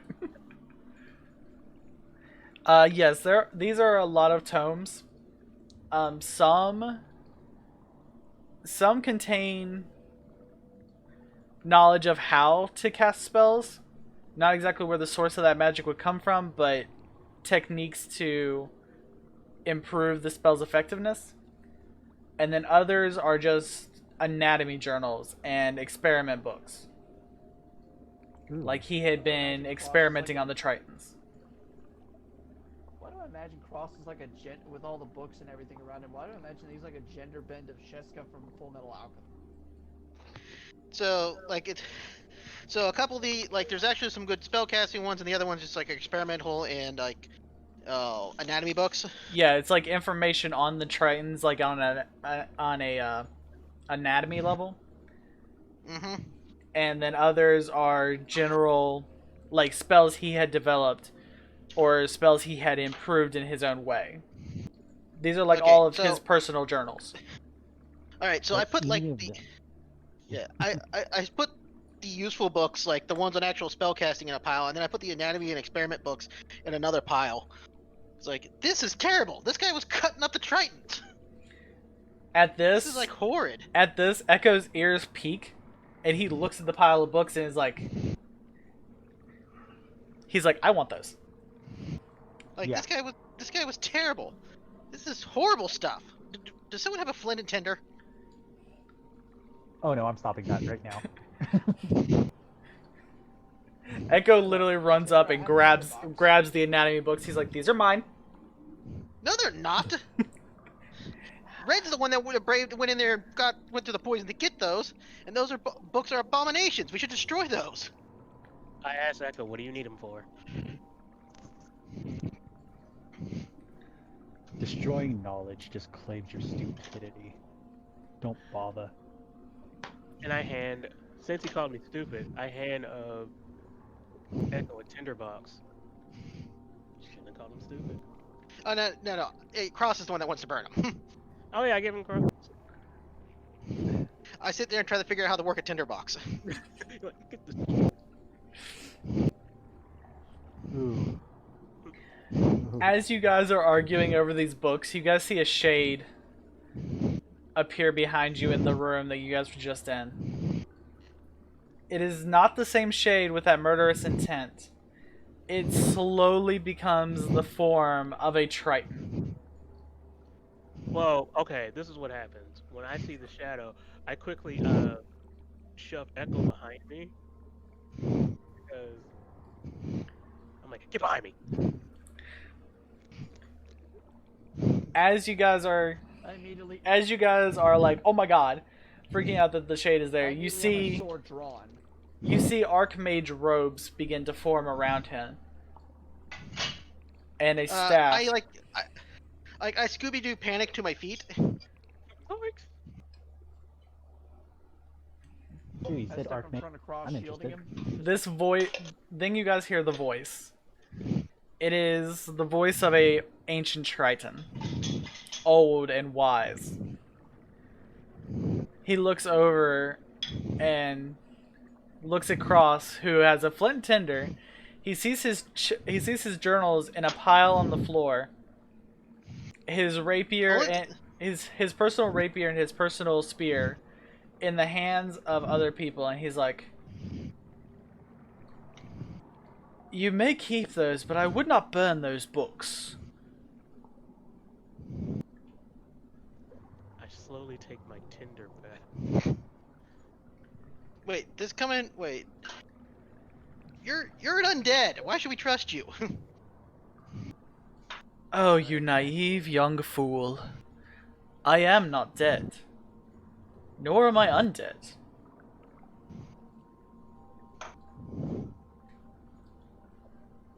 Well, everything Echo else. at this point is just smirking. Everything else we found in here has Now been dead or undead. And that's the way it should be. Nothing living should be in this temple. We put the warnings up centuries ago. I told this to the Tritons when they came and lived here. I told them that this temple was cursed, that they should abandon ship, as it were. But they did not listen. The Triton King decided to make this his home, and he paid the price dearly. Now, What exactly cursed it? I will discuss the curse in a moment. But I do have a question. Why are you carrying my spell orbs?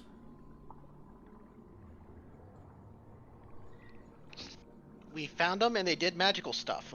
We're in an unexplored tomb. Don't you know how this gig works? Unexplored. That's amusing. You see him reach his hand out, and this green magic appearing around his shadowy hand as every one of the orbs in your packs and on your person begin to rise and go back to him.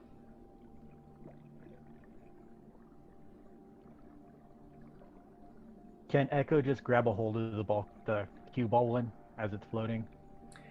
You can, and as you do, it slowly starts pulling you toward him, and he's like, I don't want to hurt you, but I would advise you let that go.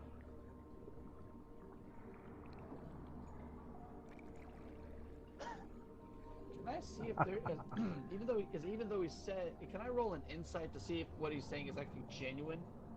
Yeah. Like if he actually. Oh, absolutely is intellectually.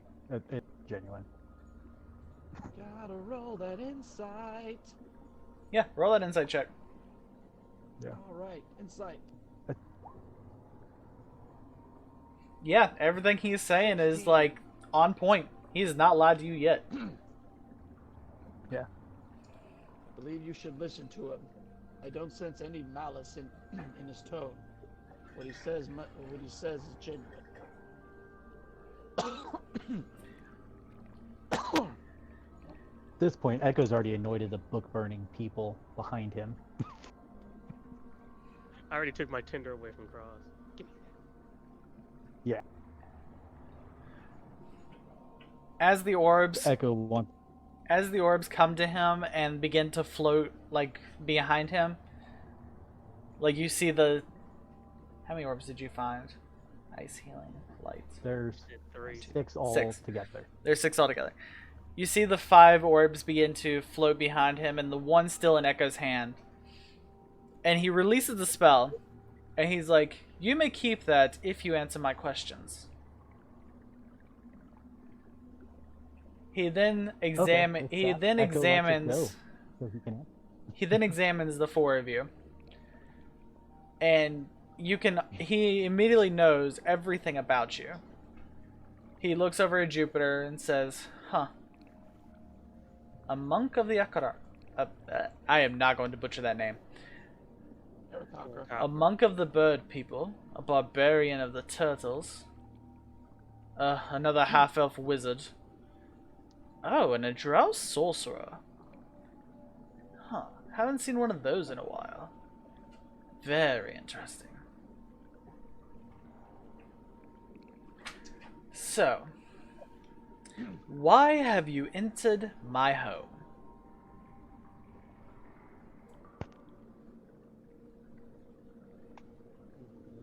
Do they want to answer first, or do you guys want Echo to answer? I mean, Echo's closer, and he's just asking in general. Okay. Came here to... I am on. Go ahead. Oh, go for it. Go ahead. You like take the floor. We were here to investigate this old ruin.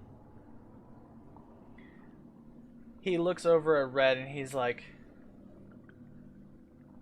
"Based on the weapons you carry, and the need to grab the flag of another pirate captain, I'm sensing you guys are pirates.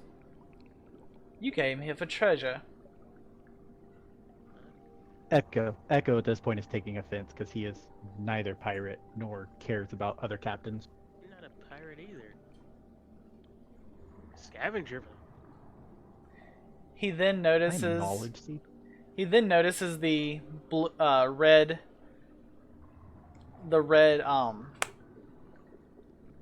cloth that was given to Cross and to Jupiter, noted symbolizing them as pirates of the Siren. And he recognizes the collar and he's like, "The Sea Witch came back. I told her to leave once before. Guess she did not heed my warning." Very well. So, the Siren once again wants her treasure. That's why we're down here. And I look at Jupiter and Cross.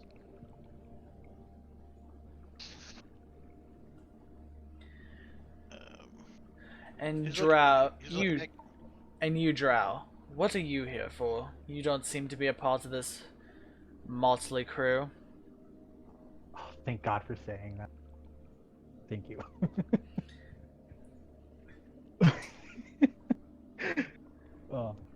Echo pulls out a wax-sealed letter at this point with the dead colleague's request still inside. The wax seal is obviously broken at this point, being read and folded and unfolded several times, so it has some wear and tear already. And he offers it out with the orb, and he tells him that he is out on a quest to find something that his colleague failed to discover himself, and it is now on him. You see the shade reach his hand out, and the green magic comes back up.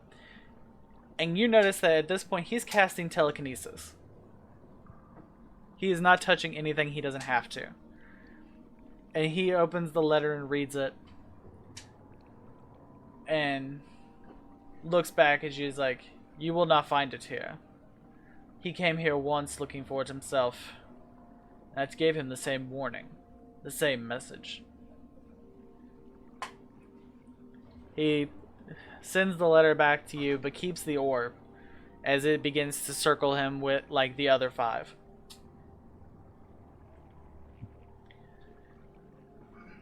Alright, so I have a band of pirates and a scholar looking to complete a colleague's quest.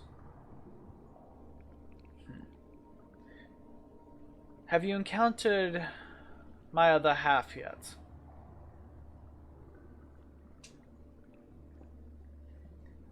And he looks at all of you, waiting for an answer. No, we have not encountered some other shade. Though, Apilla has given us a fair warning about the sun. Okay, so Echo said no? Wait, no, Yeah. oh no, we have. Okay, Echo said no, because Echo hasn't. And Red says yes. Yes, we encountered some weird thing. Glowing red eyes, murderous intent. Yes. Ugh, that, We haven't counted. he's been a pain in my ass ever since I made him. Alright. Made him? You see a doorway open behind him. And this is not any doorway, this is a planar gate. He looks at you and says, "This is the way out to the dungeon. You may take it now, or you may keep going. I really don't care. However, I sense that the Drow has been here for a while, which is making the shade a little more restless. You three, however, from what I can sense about you, have already made it mad, so now it's looking for you. Here's the doorway out. It will take you to wherever you want to go. Whether that be back to your sea witch, or back onto your quest.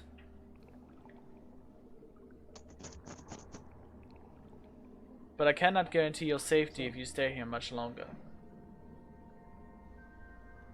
Jupiter recalls the words of the skeleton that they encountered earlier that says, "Do not encounter the shade. Do not fight him whatsoever." Well, if we've angered the shade, remember what the skeleton remember what the skeleton in the other room said when we got the orb of healing. Yeah, I think we're about done here, right? Yeah, I think we should just go. Yeah. Plus, we have our other we have two choices: either take our chance with the shade, or our chance with the serpent out at the main entrance. Or we go through the portal and see what happens. As you guys That's it, mention, that's it, we as decide how to Jupiter choose. mentions the Ouroboros, you see the Archmage turn his head, and his eyes kind of glaze over, and looks back at you. He's like, "The Ouroboros won't be a problem because your sea witch just killed it." Oh, Oh. that's good. Jupiter's jaw just Oh, drops. that's It's good, like, man. Let's go. Yeah. Well, You see this kind of annoyed look, like that was his pet, and the Siren just killed it, and you see this kind of annoyed look, and he's like, "What will it I be?" suggest we leave now. Yeah, let's Uh, go. We yeah, all let's just go. walk. As I get. all right, so Red, you're leaving first. Yeah, when I get beside him, I go condolences because a fellow reptile Yeah. died. Jupiter, he stops you in Jupiter, your you coming too? he stops you all at first. He's like, "You must all leave at once. Like, you must leave together. Otherwise, the doorway will shut once one of you walks through. But Alright. here's a parting gift for at least surviving. The 3 blank orbs, the 3 empty ones, he hands to Cross and Echo. They just float Okay. back into y'all's hands. The large one goes to Cross. The 2 smaller ones land in Echo's hands.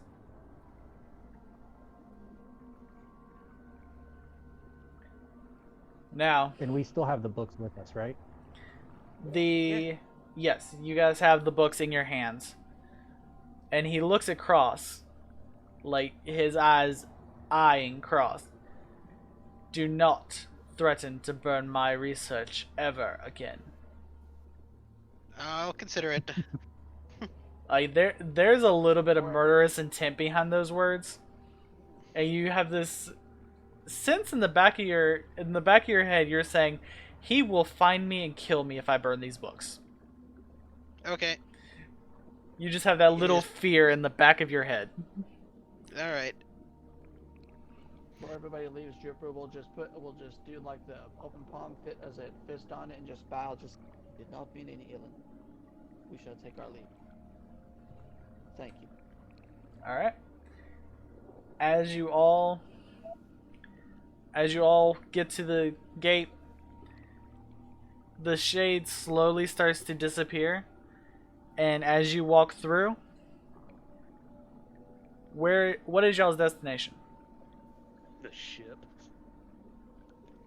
Yeah, and I think I have to follow them because it's either or, isn't it? Well, Echo, where do you want to go? Oh God. Just for story purposes. Oh, story purposes. Then I'm going back to my shop. Echo kind of wants to continue the quest to find out where this request is. Okay. He seeks knowledge. Yeah. Alright, so Red's going back to the ship. Jupiter's going back to the ship. Cross. I'll go with him along to the boat. Okay. As you all step in, because the collective mindset is back to the ship where your contract is to be fulfilled, and Echo wants to continue his search for this knowledge, and he doesn't have a clear destination, you all land back on the ship, dead in the middle of the ship with no warning, and 50 female pirates all drawing swords, spears, crossbows, flintlock pistols pointing at you because you just scared the living shit out of them. You just appear. We missed you too. Oh, God. Hello. Echo's we like, just kind of flop down. Echo's hands are up a little bit, and he's like, "Is this how you always greet your guests?" Well, as well, in their fairness, you did not leave with us when we originally went down to the temple, and now that you're here, so their reaction is, well, understanding. At least we're out of the temple. Yep. Yeah. Why is the temple music still on? I'm changing it. Okay, I'm sorry. I don't have roll Don't 20. rush me. I don't have sound on my laptop, so I can't hear any of the temple I'm music. like, I am literally trying to change the map and the sound. Give me a second. I know I had a boat one on here. Where is it? This will work. I'm trying to figure out which one's the top ship, so I could just. The top ship is the one on the Yeah, right. I already see it. Okay, It's right there. you got this. I'm just trying to put a person in there now. What time of the day is it? Whoa. That's a picture. Okay, So I need to fix the sounds on that map too. Why He's is on that one so? he's on map layer. That's why, and you're not on token. Okay, It's so big. that's No. what she said. I said no homo. Oh, all of it. He's like, no, all home.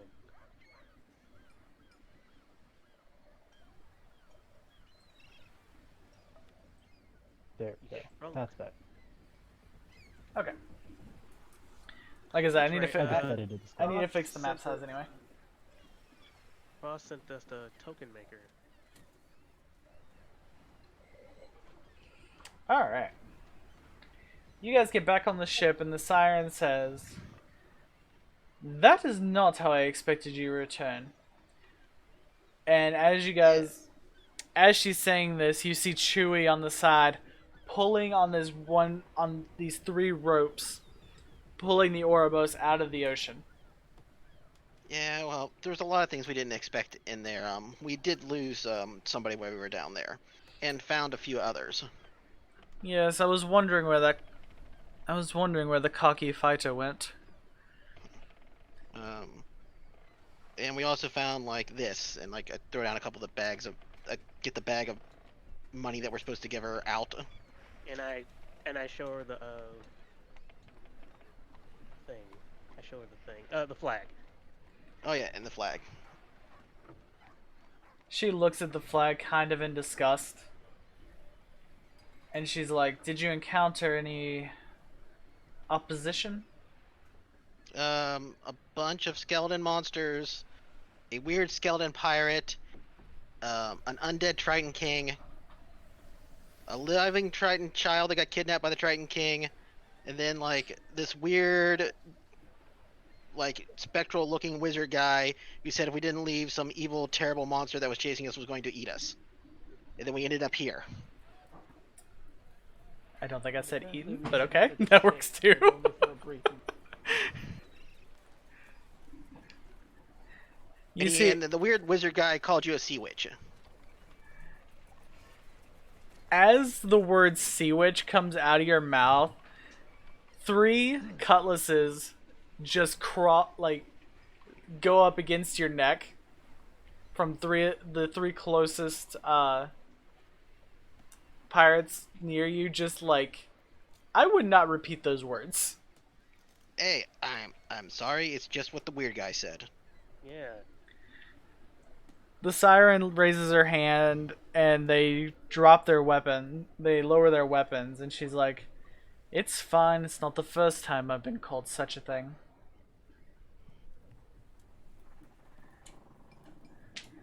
Echo wants to walk up to the Sea Witch captain, knowing that it's another fellow elf who has aged quite elegantly. What the hell? And he wants to introduce himself. Oh no, my webcam died. Oh no. I was like, why did my webcam just turn off? Oh, it died. Sorry, I got distracted for a second. There. Okay, so no more webcam for the moment. That's fine. It's my fault for not plugging it in. Anyway, Echo is walking towards the captain. Yeah. As you get close to the stairs, Chewie has finished pulling up the Ouroboros, and it's laying across the Kraken at the beginning of the ship, and grabs you on the shoulder. His hand basically the size of your head, and throws you back away from the stairs and away from the captain, and just stands in front of the stairs with his arms crossed like, "Try it again."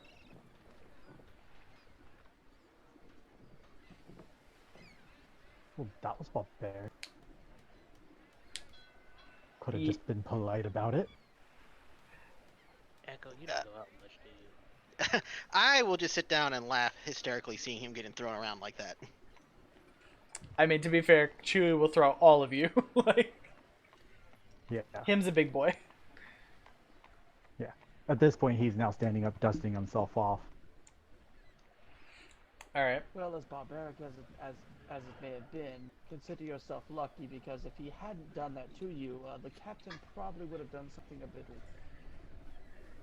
You see the Siren come down from the stairs, stand next to Chewie, and look at Echo. Her head tilts to the side, because this is the first time. This is like one of the few times she's seen a Drow about as old as she is. And she's like, "Have we met before?" Actually, that's a great question. Have we been? You have not. She has met your colleague and she has met your father. And you Okay. just happen to look a lot like your dad. Oh. Echo just looks up at it and goes, "Well, afraid not. I think I'd remember such an elegant lady such as yourself." Every female pirate around you gets their swords ready to cut your head off. The Siren just puts her hand up and she's like, "Don't worry about him. It's fine." Elves have a different way of speaking to each other. Wow, dude, you don't take compliments very Yeah, everybody on the ship is like, or the 3 of Oh, you it are was not a looking compliment. around like, this dude is gonna get us killed. It was not a compliment, trust me. It wasn't a compliment? Yikes. All right. Oh yeah. Well, drows and high elves, yeah, they don't get along. Yeah. Yeah. Trust me, it wasn't a compliment. It was just a well-phrased wording. Some people's She words, man. she looks at Echo up and down, and is like, "Well, I guess there's room for another drow in the ship. Chewie, get him a contract." She doesn't even ask. She's telling you you now work for her. I think she Oh, might. fun. As Chewie pulls the contract out of his beard of holding, he pulls the Wind contract, goddamn tape. pulls Did the you say contract beard and of quill holding? out. Hands Yeah, it. you forgot about the beard of holding? I love the beard of holding. That is my favorite thing. It's so great. I'm sorry, that is my favorite thing out of this whole campaign is the beard of holding. Wow. I have never heard of nothing like that. Oh wait, I don't think he was here when we first met him. That's why. No, I don't think he was here for the first part, but yeah. Beard of holding is my favorite thing in the world right now. Beard of holding. Um, Echo will take the contract, but ignore the quill because of one of his own. I don't want this dirty quill. No, it's not that. He just prefers his own. There's no insult to it. It's just a thing. he's It's like when you walk up to a grocer, you already have your own pin. You just use your own pin. right. Ooh. Echo signs the contract, gives it a quick glance over, doesn't see anything too terrible with it, and hands it back. The Siren looks over at the Ouroboros that's resting in the tentacles of the Kraken on the front of the ship, and looks back at the four of you and is like, "Good work. Well, tonight we feast on giant sea snake. Go ahead, get some rest. Chewie will call you when it's time for dinner." And you see the chef and Chewie begin to walk up to the Ouroboros to start carving it and cooking it. Okay. I go through those books I have, and like, completely disgusted with them. I hand all the anatomy books over to Echo and was like, "Here, I gotta live with you. Then here, take this junk." And then I go down to my bunk for a nap. I mean, Echo eagerly takes them. And are you guys all heading below deck to What time rest of the day up? is it? Yeah. Alright. So it's about midday, so everybody is shuffling around. You guys can rest in the bunkhouse and just like catch your breath, do some studying. And you guys Rest all up, huh? became level 4. So let me get those quick. What did you guys do? Jupiter, you multi-classed into a cleric? I actually never got a chance to actually get that set up for a while. I became a cleric. That's the intention, because it's kind of been a bit of a busy week, and I never got around to doing it. I understand how that is, trust me. So I will get that set up though. Okay. I will say that while down there, the death experience of you dying, do you know which deity you want to follow? I do not. Probably gonna keep gonna. Okay. Then we'll just say that you met a deity on the other side after you had died, and you begin to study and pray to this deity, and that is why you have Actually, multi-classed into cleric. Right, because I actually had an idea of how to continue, of how to, how to come across this deity that's actually connected with my character's backstory. We can actually talk about that in voice chat later on after the session. Yeah. Yeah, That's a really good we'll idea for for right the now game. we'll just say it's that deity Yeah, you're that's thinking of, and that's the reason you've chosen to multi-class into cleric. Did anybody else multi-class, or are we just leveling up? Barbarian fighter. Just Okay. Yeah. Barbarian fighter, so you're a level 1 fighter. Okay. Red, we'll just say that you remember a few more fighting styles that are not exactly like you just want to pick up some extra fighting styles. So instead of just raging out, you want to do some other things, and that's why you multiclassed into fighter. And then just straight wizard, straight sorcerer. Sorcerer is just a sorcerer. Yeah. And then cross is just straight wizard. Yeah. Okay. Then for your multiclass for the new spells, you picked up your these books gave you the knowledge to get your new spells and increase your arsenal. Okay. Yeah, Echo is a friggin' sorcerer, so he just naturally knows more as he goes. Any specific spells or? There's nothing specific. Wait, do you guys get level 2 spells at level 4? It's still level 2 stuff at level 4. Well, it depends. Oh, you get level 3 and level 5. Okay, yeah, it was level 5 when you get level 3.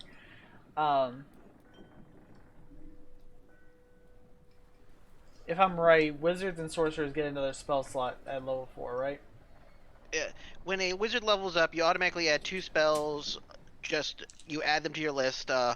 Nobody gets an additional.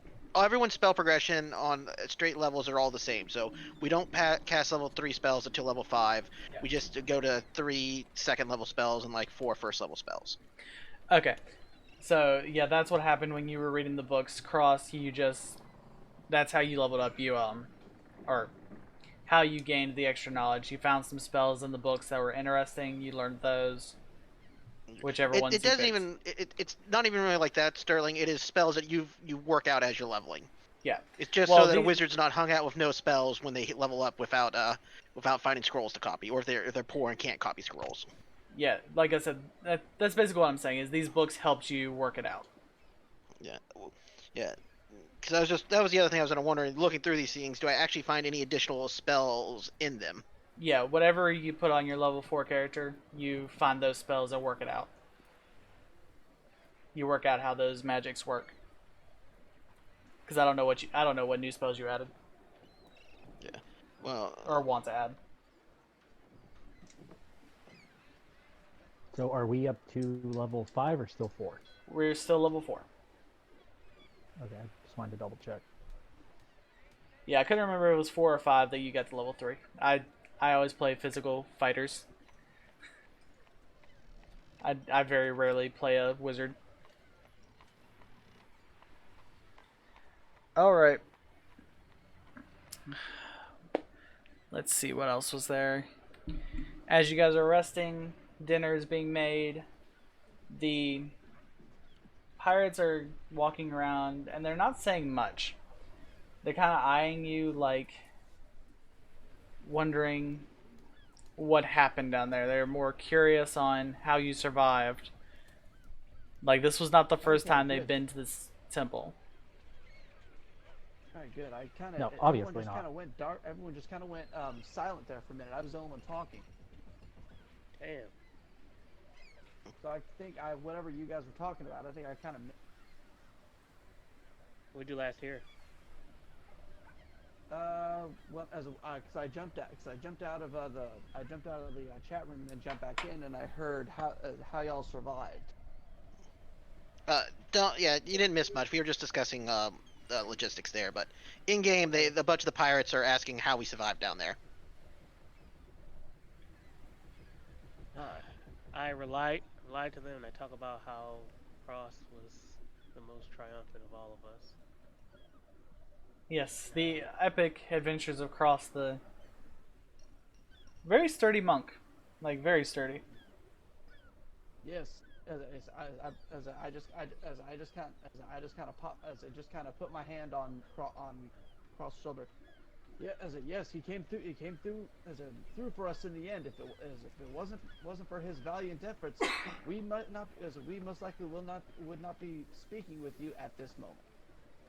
I honestly think that was just dumb luck, and really, there's nothing to celebrate. We didn't bring back Darian, so this is just a complete disaster. And I just kind of sit down with some of those books and just read. Okay. I'm remembered of an old saying: fall down 7 times, get up 8. Actually, to be fair, like out of game, I'm so glad you guys went the way you did, because if you guys had kept going south, you guys would have fought the Shade and probably all died. Nice. He's like, I don't hold back. I mean, I actually did nerf him a lot from what I had him originally after the last session, but I was like, I'm pretty sure you guys will still die. Yeah, I will sit down and read. Do they ever pay us for going down in there? Once you guys return to port, they're gonna divvy out the treasure. Okay. But the And So is it the just ship's treasure? doctor does come and check on y'all, make sure you guys haven't taken any unnecessary mental damage.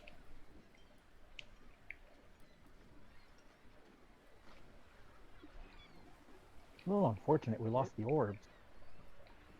Yes, and oh yeah, I got one of those orbs when we walked out of there, didn't we? yes, you guys Yeah, but we can. lost the good ones. Yeah, I will identify the orb I walked out with. Check out the spear, I guess. They've been Yeah. identified to help. Yeah, whatever we pulled out, like we don't turn over, I will put in a pile and identify for us. All right, the only things you What need about to those 3, identify are the red orbs. vials? Your rapier is a rapier +1, the one with the jewel in it. What kind of weapon is weapon is rapier? Is it a? It's a thrust weapon. It- It's a thrust weapon. It's a thrust. It's a finesse thrust weapon. It is not a monk weapon. Yeah, I was gonna say I can't use that weapon. I can only use short swords and simple weapons. I can use it. Yeah. No, Oh, Echo okay, can use it you- too. Oh, that's right. I should have gave it to you, Cross, because you did use a rapier. Oh man, I'm so sorry. Yeah, that's a rapier +1. Alright. That's all it is. Jupiter walks over to Cross and hands out the rapier. Okay. You've earned this. I think you could make better use of this than I would. Plus, like I said, you earned it. Consider it a thanks. Said that All that's right. you, whether it's luck or not. All right, and then, where am I? The Golden spear? spear. There's a Yeah. small ornate dagger, and there's a spear. All right, the small ornate dagger it's literally just that. It was a royal letter opener. Yeah, but doesn't that thing have a money value? It does. It is Yeah. worth about 50 gold pieces to your average merchant. And if you find somebody who is a collector, you can probably get more from that. I look at that thing as like, who has the dagger right now? I I don't know. believe it was either in Red's hand. It was either in Red's bag or in Jupiter's bag. Red Jupiter, that dagger we found, it's not magical, but I think I might know someone that will pay a good bit for that when we get back to port. Agreed. Jupiter's just out of character. I just realized. Who had the necklace that gave like +2 to armor class? Echo, Someone took that. yeah, Echo has I thought that. Echo someone- took that. Okay. Echo has Does that now. Dorian have that one? Or... It was on Dorian. It was on Yeah. Dorian. Echo took it. Okay.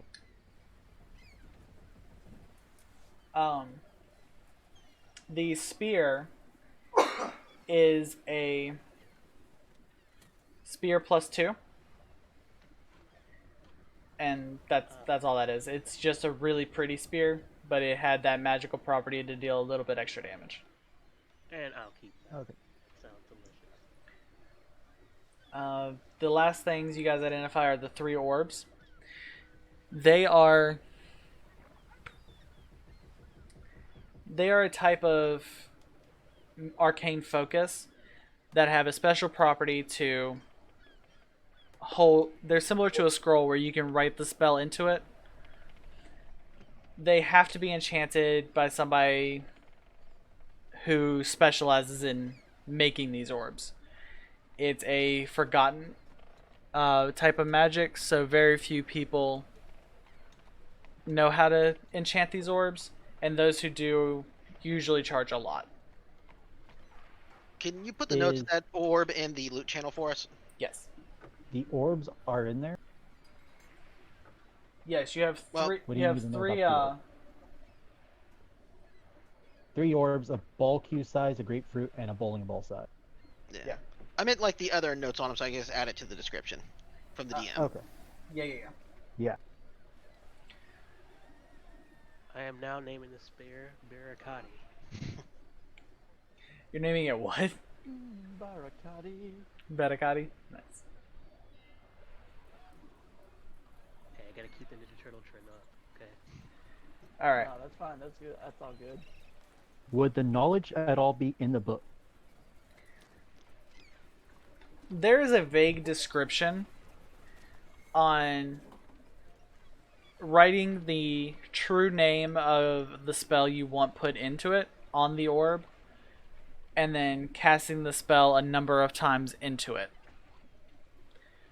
But it does Okay. not. It does not clarify what, how many times per day, anything like that. It was just like a quick.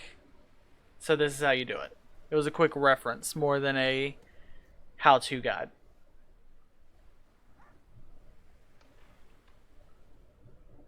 Okay.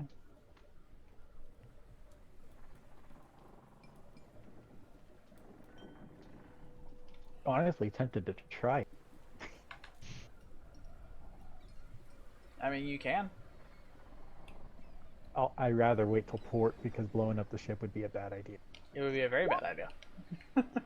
Yeah. Okay, so I identify our stuff before dinner. All right. After you've identified And it, it goes- you took about an hour total to identify every object you had.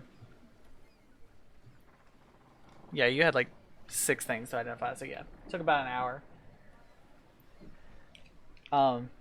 Around that time, Chewie's running around inspecting bunks, making sure you guys are okay. He notices the ornate dagger and the weapons you guys kept, and in his high, squeaky voice, he goes, "Those are technically part of the treasure. However, for surviving, you may keep them this time." And then walks off and continues inspecting the ship.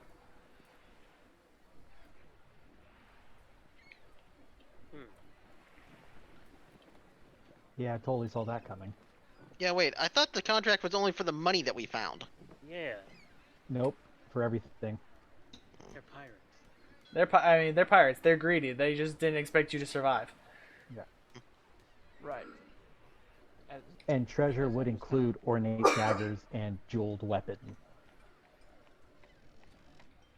Jupiter's just kind of looking at the ring on his finger that he's got, examining the stone. And Yeah, Jupiter needs to hand that over to somebody else real quick. hey, look here, I'm only one element away from becoming an avatar. Dang it! I know. Are you going sunset? Jupiter, you have 3 charges total on that ring, and it takes 2 to cast Burning Hands. It takes 2 charges to cast Burning Hands once. Yes. Yep.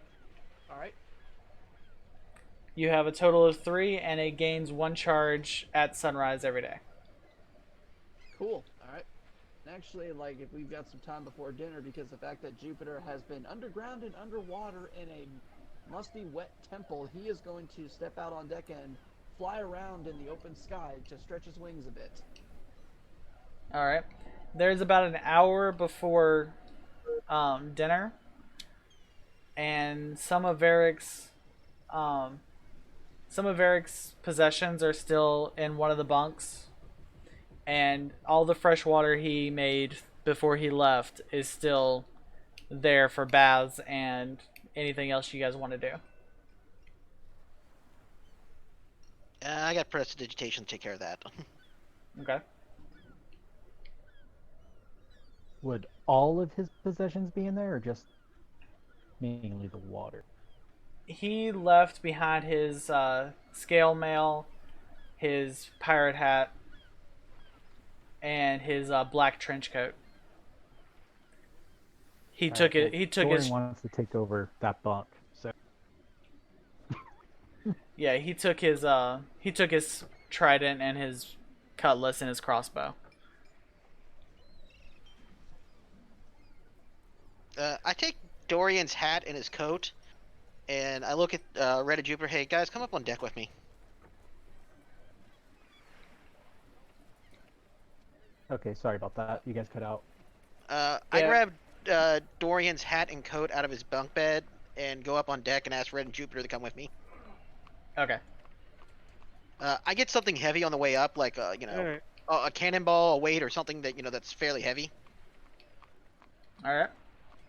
And like I tie the coat and everything around the cannonball and put the hat down and secure it all together, and walk over to the edge. Do you guys want to say anything? Jupiter will just kind of bow his head and look over and just like, even though we lost you in combat, may your spirit rest to become one with the sky and the sea. And he'll just kind of bow his head. God with them. Cross will sing a light song in Sylvan of morning. Hopefully I didn't just botch that. The siren, Okay, and the siren notices you guys performing a burial rite, and in this angelic elven voice, you hear her sing a pirate's shanty of loss and of going back to the sea. okay, and then I proceed to yeet our friend. What we have the mark, or the only thing we have to mark our friend over the side, so it may sink to the bottom.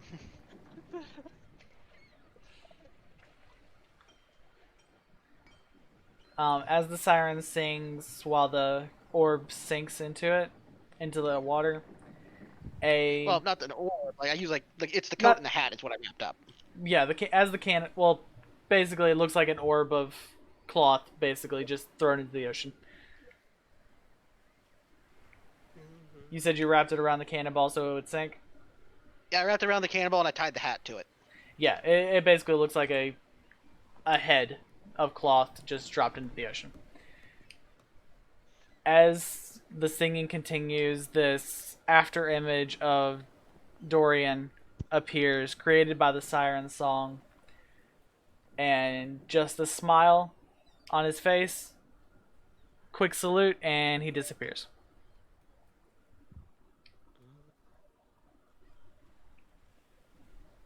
And I'll just kind of wander back to my bunk and take back up in the thing with my books and Walter. Jupiter is just gonna hop up to the edge of the ship and just swan dive down. And then next thing you know, you just see him fly up and just kind of do a couple of loops and some barrel rolls, just cause he does not like being underground. Well, so that's probably the last time you guys had to be underground for a while. Right. Just kind of feeling the warmth of the afternoon sun on. Alright. Anybody else want to do anything before what? dinner? Well, I've already. What did you say that your character left behind? You said scale mail? Yeah, he left behind a set of scale mail and his trench coat and his hat. Yeah, and we use the trench coat and the hat for the burial. So there is a set of scale mail laying around. Okay. Nah, I have no need for that. Yeah, don't you get like a crazy bonus for just not wearing armor? Yeah. I think Well, with the I don't dual, think it's any a of no you can armor. actually With wear dual, the scale it's mail. a +2. What happened? I don't think any of you can actually wear the scale mail. Yeah, scale I think's actually No. yeah, scale's actually heavy, isn't it? It's medium. Medium. Oh, yeah. Yeah. All right. Well, I think a can't wear couple any of us, armor. yeah, a couple of us could technically wear it, but I think it kills other bonuses we have. I mean, yeah, the only reason Varric had it was because he was basically a tank. His health was so freaking high. Yeah. Okay. I just put Darian's armor off to the side and Jupiter Red. I guess we can trade this when we get to town to get something in to buy some drinks in memory of him, and I'll just stick it under my bed for now. Yeah, I mean, if you want to, the quartermaster will take it. We'll trade it into the quartermaster then. Okay. The quartermaster takes the armor, looks at it, if it's in perfect condition, like it hasn't been used. He tosses you 25 gold pieces. We'll make it 26. We'll make it 24. 24 gold pieces. All right, then I divide it up between the three of us. All right, what's Echo doing at this moment? That's like 8 gold for each of us. Echo is 8? sitting on the elemental's bunk, the old bunk of his, and going through the anatomy book and taking a bunch of notes that he needed, just because he can. All right. At this point, it is time for dinner. You guys are. It looks like a feast. There's boiled potatoes, carrots, some pickled eggs. There are Oribos steaks, which is, these steaks are about the size of a dinner plate. And it's snake meat. Actually really filling. It's a little salty because it is a sea snake, but apart from that, everything tastes great. Okay. Makes you wonder how they kill. Echo takes everything but the meat because, vegetarian here. Okay. That's why I am actually double checking to make sure, because I don't believe it's a set rule that monks are vegetarian in D&D. It's not. But It is not a set rule. That is a personal choice. Yeah. Yeah, Okay, it's not so even that's set the for other- elves. It's just a personal choice. Yeah, I eat no, a fairly large steak. I pray really hard on the meat because, though the snake was scary, he didn't have to die. And I get a big thing of rolls, and Walter just sits there and eats rolls. Okay. Roll.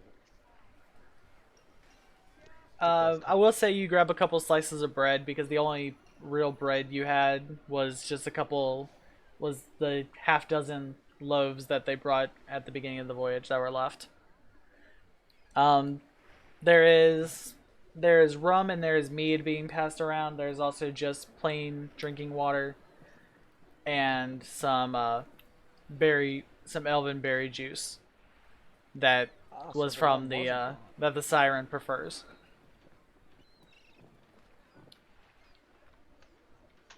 And Echo takes no part in drinking alcohol. Okay. Yeah, there's some non-alcoholic things there, so. Yeah. I'm just stating now, Echo's not drinking any of the alcohol, eating any of the meat.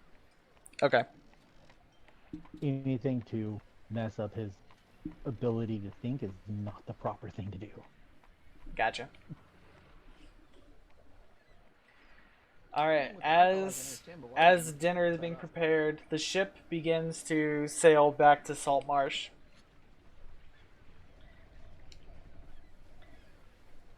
And that is the end of the first day. So, Jupiter, are you taking the crow's nest where Varric was? Yep. Okay. So at the beginning of the second day, Jupiter flies up to the crow's nest. He's going to be the new lookout. Echo, Cross, and Red, what will you guys be doing on the ship? I would be more than happy to help the navigator or the doctor. All right. If it is The at all possible. navigator, he is up on the upper deck, and he states that he does need a person to draw the map, to continue drawing the map while he determines where we are. But he wants you to stay on the lower deck since there's a set rule that only the Siren, the navigator, and Chewie are allowed on that deck. Like the very top where the Okay. yeah. Yeah, I gotcha. He So they want he me to sets sit you down up he sets you up a small table, some quills, and some paper to take notes and to draw the map for him. Okay. All right, Red. Is there anything that needs lifting? There are crates that the quartermaster is sifting through, just taking inventory of. And then there's the cannonballs that need to be shifted every now and then. And just made sure they're strapped down. There's It is. all right. Cross. Cross tries to find something useful he can, but he does try to keep with the Bolson and setting the sea shanty correctly, since I have perform. All right.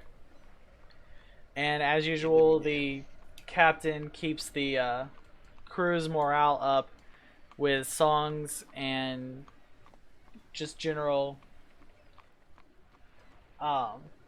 just talking to the crew every now and again. All right, so Jupiter, go ahead and roll a perception check for me. Perceptione.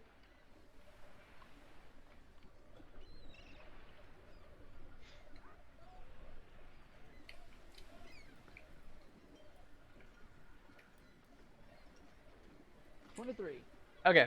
For the first 2 days, the seas are calm and nothing happens. You guys are making good time. The wind is on your side. But on the third morning, the sunrise is bright red. There's a storm ahead of you. You let the captain know, and she orders everything to be strapped down to the ship that can be. Anything that can't be needs to be put in boxes to be strapped down. I hop out of the crow's nest and start furling up the sails if she wants me to do that. She wants to keep the sails open just until they see the storm approaching. She wants to try and get as far ahead as she can before shit hits the fan, basically. Right.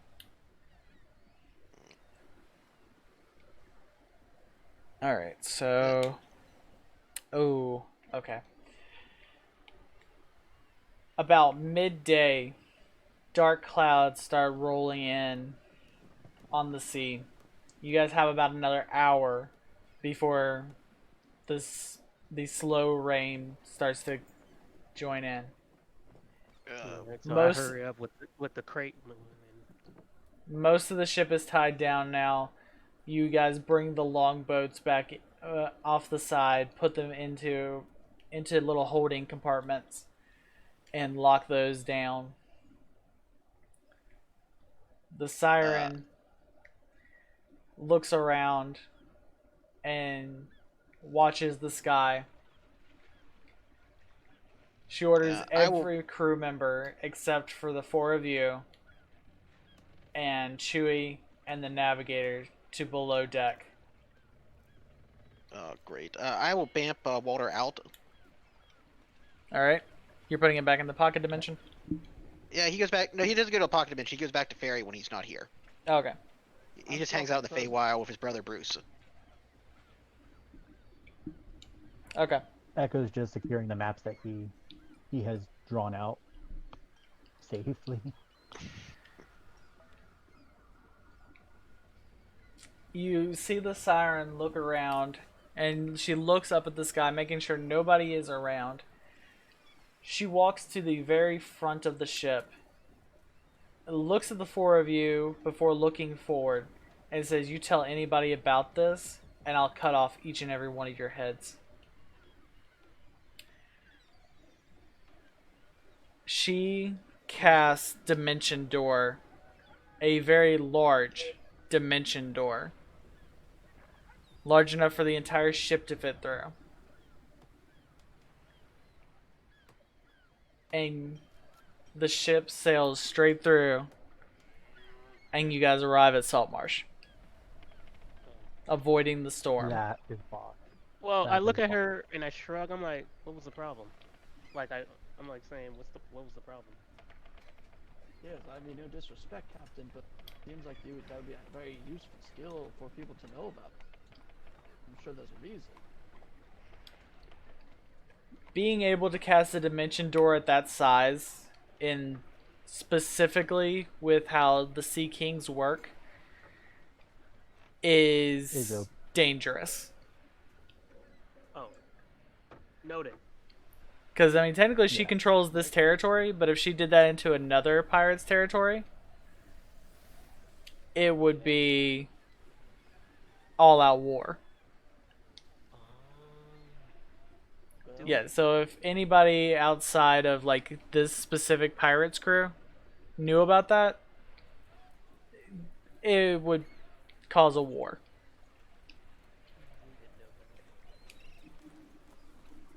That's a Jupiter Echo's mod. intrigued, and he's just going to keep a mental note of it. You guys are about 2 leagues outside of Saltmarsh. That way she didn't alert the royal town, the King's Guard, or anybody to the fact that she just basically appeared out of nowhere. And you guys begin to sail. The storm, you, however, did not completely miss. There's another section of it coming up behind you. So the ship is still battered down. And she looks up at the sky again. It was like, she's just like, damn, I thought I could get out of that. She orders the 4 of you to get below deck. And her and Chewie just stay on top to make sure the ship gets into port. Alright, I will scamper down below deck. We'll do the same.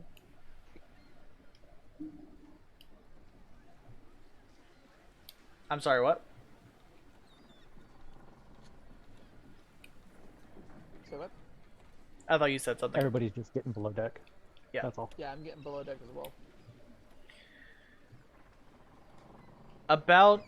You guys are about 3 hours away from port.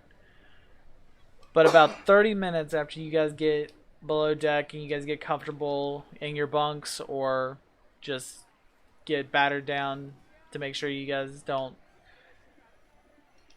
get too far into the ship, a large thunder crack echoes across the entire ship. Ooh. The thunder does not stop or slow down. It actually increases in frequency, the storm is right above you, and it is a large thunderstorm. Lightning is striking the water, the ship. Everything is getting battered down by lightning bolts. Thunder is booming. The sound does not stop for... I wonder if I even have a lightning sound, honestly. I don't think I do. I don't think I have a storm sound. So, about how long is it that the heavy battering keeps up? It keeps up for about 5 or 6 minutes straight. It almost feels like somebody is intentionally casting this lightning on your ship intentionally. Echo wants to like meditate in the storm and try to absorb its elements somehow. You attempt to meditate, but the constant thundering. Damn, Wait. I was really hoping that storm aid part would actually be helpful. You're a storm mage, right? Yeah. You're not a draconic lineage. Okay. Is anybody familiar with a dragon? Like more than books, like physically seen a dragon or heard a dragon. Nope. I would think Echo would have heard one, but that's about I mean, I doubt maybe that I've Jupiter seen would've sea encountered dragons one. in my time life when I salvage stuff. Okay. I don't think any of you have actually seen like an ancient blue dragon then. no. Okay. Only what I've read in books. Okay. Or This scrolls in my case. in between the lightning, you hear what sounds like a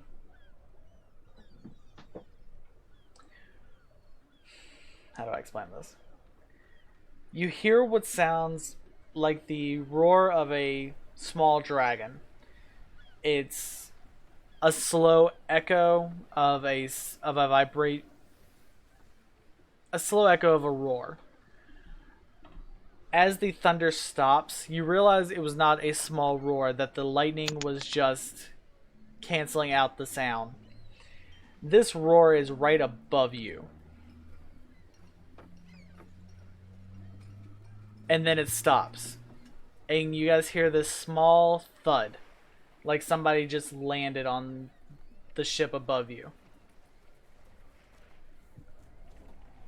And this commanding voice in Elvish. Everybody, Cross and Echo definitely speak Elvish. Does anybody else? Nope. Nope. Okay. This voice demands that the Siren come before him. And you hear her heels clicking down the stairs to meet this voice. In Elvish, she says, "You should not have come here. We agreed to meet on another time, and I was going to hold to my agreement. What do you want?"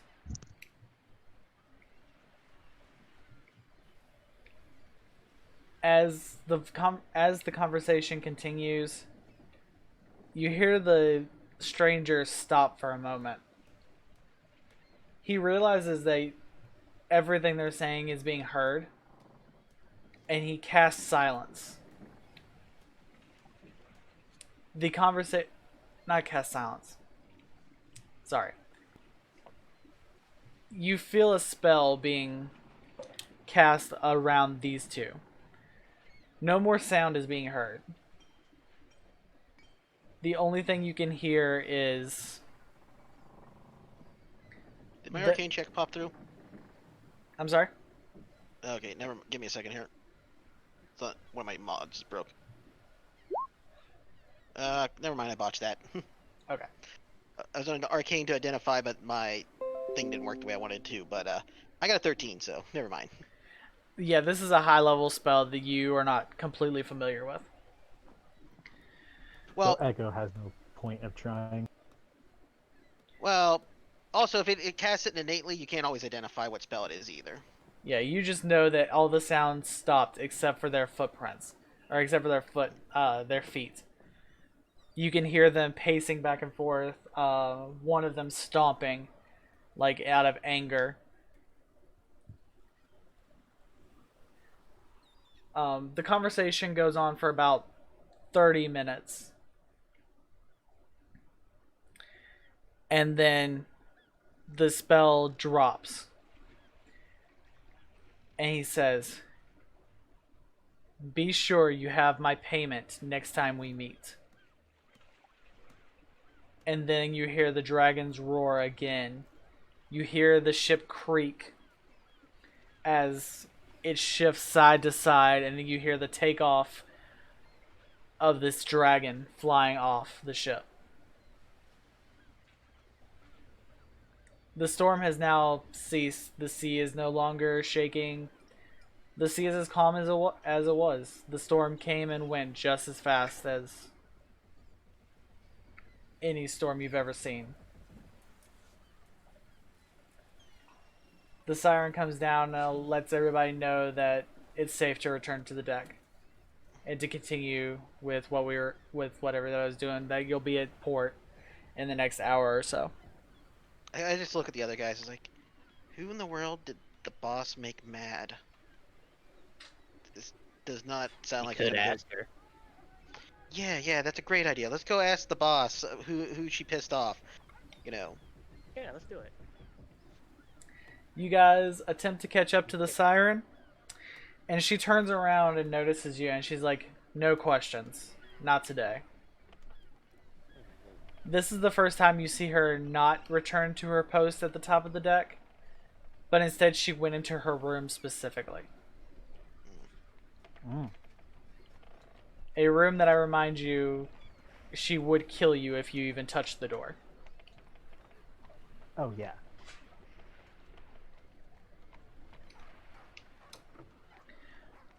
You guys want to do anything before we make port? Not piss off the boss. Not make the boss angry. Yes, we will go back to doing our Shipley duties. All right. You guys begin to unpack everything that was locked down, return the U-boats to the sides, bringing the ship back into port. As it arrives, you notice that there's a number of ship hands ready at the deck. Like they knew exactly when your ship would arrive. And they were just waiting there. Is it still flying the same flag, or did it change the colors before we went in? No, you're still flying the same flag. Saltmarsh is not controlled by the king. The king's guard just happened to be in town. Out of character, Sterling, did you read my character's background or? I have not read Red's Red. I have not seen your background. Honestly. Yeah, I just posted it on here too on Roll22. That's for later on next game. Okay, then I will check it out after this campaign or after this session. We get to Saltmarsh. You notice two King's Guards start walking toward the ship, and one of the deck hands stops in front of them. There's a small conversation and a exchange of gold coins, and then the King's Guard walk away. The quartermaster, the ship's doctor, and the cook all disembark the ship with the captain. The captain looks at the deckhands, points them towards the cargo hold, and asks them to unload the ship. The four of you, watching the captain start walking away as she looks up at you and tells you to follow her. How did we get drawn into this? All right, Echo just goes along. I will go along with the others, looking extremely worried that somehow the Dark Elf's getting drug around along with us too. Dark Elf's part of the crew now. Yep, Dark Elf was coming because you guys all went down. You guys all were in the cave. Or all were in the dungeon. You guys make it to one of the taverns. It's a secluded tavern on the edge of town, away from the docks. It takes you about an hour to get there, walking. The Siren has been silent this entire time. This is the first time you've ever seen her not speaking to anyone, just walking. You get this sense of malice coming from her. The doctor and the quartermaster seem worried. The cook seems to be confused as to why she is as frustrated as she is. Yeah, why is the cook going along? That's the weirder part. The cook's an important man on the ship. For once, Chewie is not standing by her. Chewie is overseeing the ship being unloaded. As you guys make it into the tavern, the Siren walks in, looks at the bartender, and just points with her thumb, just giving him a symbol to get out. The bartender rushes everybody out of the bar. No one is left inside. A large square table in the middle of the room with 7 chairs. She points to the chairs, tells each of you to have a seat. As the bartender comes back after getting everybody out, he replaces the chair at the end of the table with not really a throne, but a more ornate, tall chair that has Siren written in Elvish across the top. She takes her seat and looks at you. I just kind of look back at her and set Walter down on the table. It's like, okay, we're here. What's going on? And also, do you own this place, or are you just such a good customer you get your own chair? She glances at you. Her eyes are no longer that deep sea blue that's been calming the crew. They are crimson. She's like, Echo is beyond intrigued. she looks at Cross, who just opened his mouth without, and she's like, "You will stay silent until you are spoken to. If not, I will have the tongue cut from your very mouth." She is angry. This is no longer the happy-go-lucky pirate captain you've come to know. This is someone who just got her ass chewed by her boss. Now tell me, what in the bloody hell did that damn mage say to you?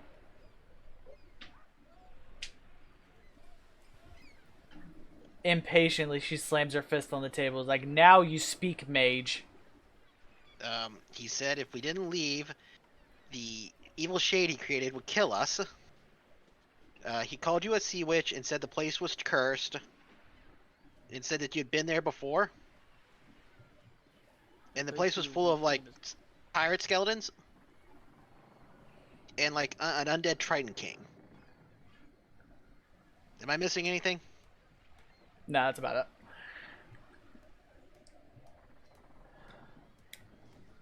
Did you recover the trident? The Triton? The Wait, one was that the... I look at the other guys. Was that the thing the king was holding? Yes, I believe that's. Yes, it that's what was. it was. Yeah, there was an undead, like, Trident King, and he walked around with some doodad. And, like, a little boy... kidnapped like a little child Triton that was sent from the past. Damn it, the illusion is still set. Echo saw no trident. Yeah, Echo didn't. Yeah. You, We tried Drow. finding him, but that's when we got cut off by the ghost thing, and the wizard said it was better that we leave before we get eaten. She looks over to the quartermaster and tells him to take a note. She looks at Echo and is like, Drow, what were you doing down there? Echo just silently pulls out the letter slowly from his bag, from his colleague, and just slides it over towards the captain. She opens it and quickly reads it. And is like, that damned fool. Closes it and throws it back to you. She looks at the ship's doctor and is like, is it ready? The doctor shakes his head. It's like, not yet, my lady. Unfortunately, we have a few more tests to run before it's ready. She's getting frustrated. You guys brought back a decent amount of treasure. It was enough to pay off our benefactor for the moment. She looks at the quartermaster and is like, here's your cut, and looks at the quartermaster and waves her hand over. Here's your cut. I really needed that trident to get him off my ass, but I guess you guys couldn't recover it in time. Very well. We'll go on another adventure for now. My benefactor, however, was very interested in you, Drow. He wanted to know why your colleague, as it were, wanted in that dungeon to begin with. I'm guessing you didn't find what you were looking for. And Echo looks at her and he nods and agrees and goes, and what he was looking for was not in there either. Alright. You have a choice. You may either terminate your contract now, go on about your business, and forget you ever met us. Or you can stay on and learn a little bit more about why I sent you into that dungeon and why they call me the Sea Witch. Echo stays, for sure. He's intrigued. There's knowledge to be seen. There's knowledge to be had. Echo wants to be part of that. Okay.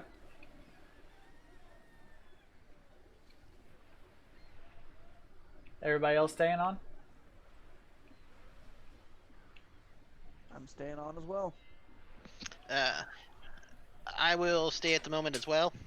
Okay. Yeah. Don't really have anywhere better to be at the moment, or safer. Well, yeah. I'll stay.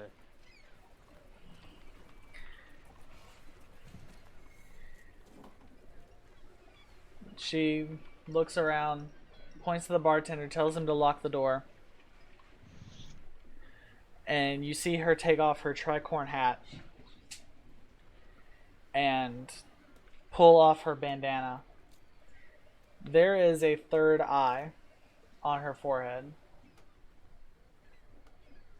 I made a deal once, a long, long time ago, with an ancient blue dragon. Unfortunately, I was not able to pay him back, and I have been cursed with an abnormally long life.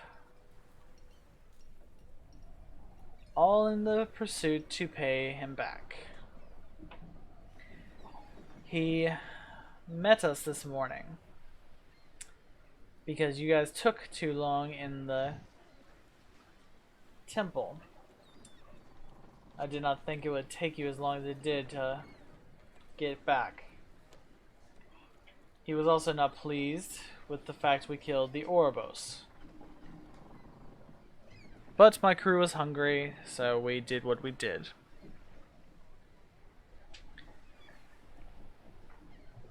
The eye you are blatantly staring at, Echo, is Damn, got busted. his little tracking device on me.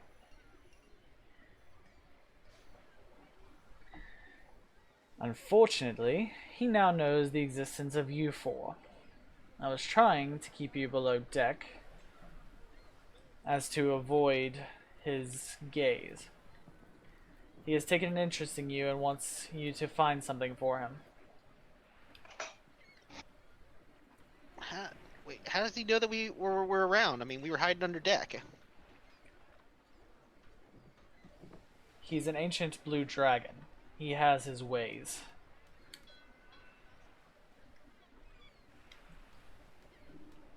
Besides that, an obscene amount of magic radiating off of Drow.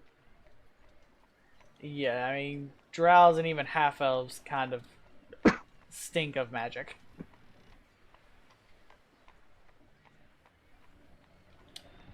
Okay, so this terrible dragon monster wants us to go find something for him. Great.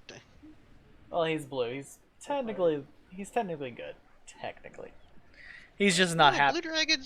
Blue dragons are chromatic. They're evil. Oh yeah, he has chromatic. Yep. You're right. For some reason I was thinking Silver Dragon was the evil one. You're right. Yeah, he is evil. Well, it's kind of semantic. I mean, we are pirates, so technically he would be good for us, but he'd be bad for everybody else. Oh, he's not good for y'all. He's very angry.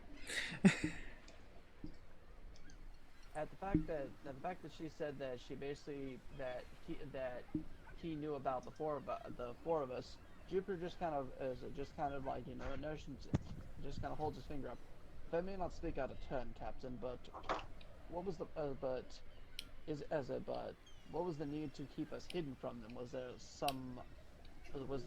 a specific reason that you should not know about this, or?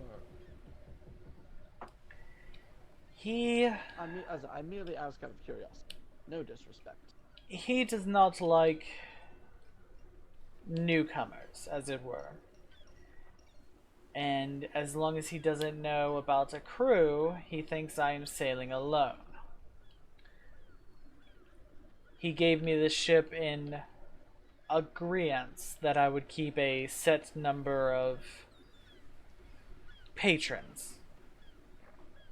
Adding new crew members was not part of our agreement, and he wasn't happy about you four, especially the Drow.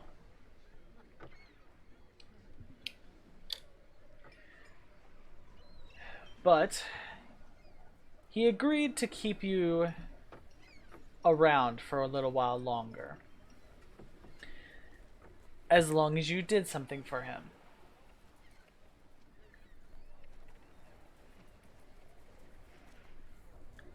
He has requested, well, more like demanded, that you find his egg. Apparently, a group of bandits stole it while he was out looking for me.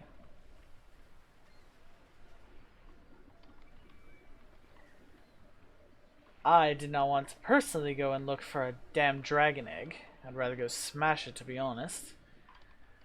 But if we don't find this dragon egg, he is going to come, kill all of you, and rip my immortality away. To be perfectly honest, I really don't care about your lives, but my immortality has been beneficial.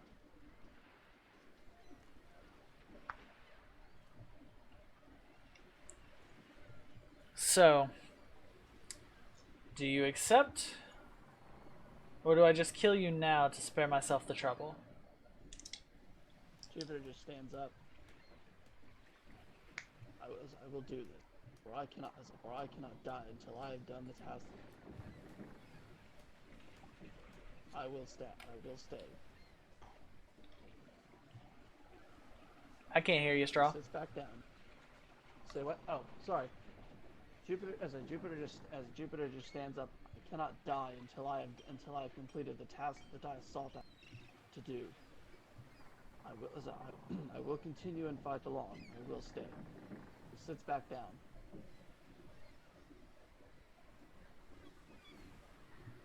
Okay.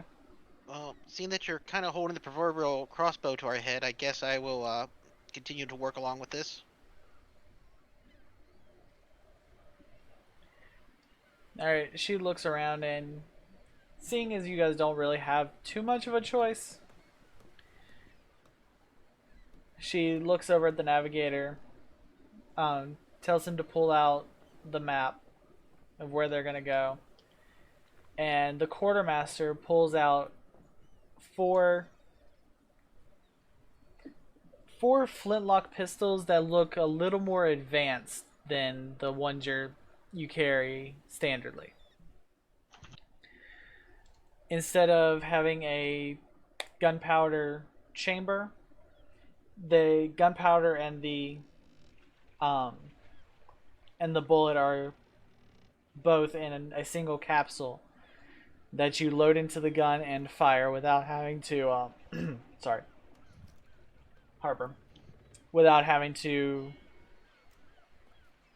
It's more like a modern gun where you can just reload the clip, but it's just a single bullet at a time.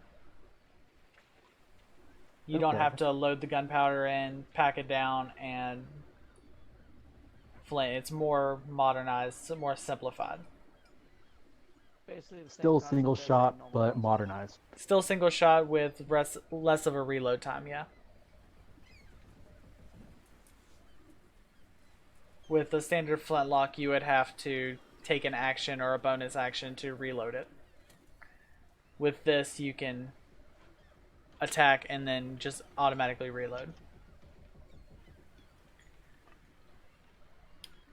Since you are my more advanced crew and more trusted at this exact moment, I'm going to trust you with these prototype weapons the quartermaster's been working on. They have faster reload and are single shots with no additional powder needed to be carried.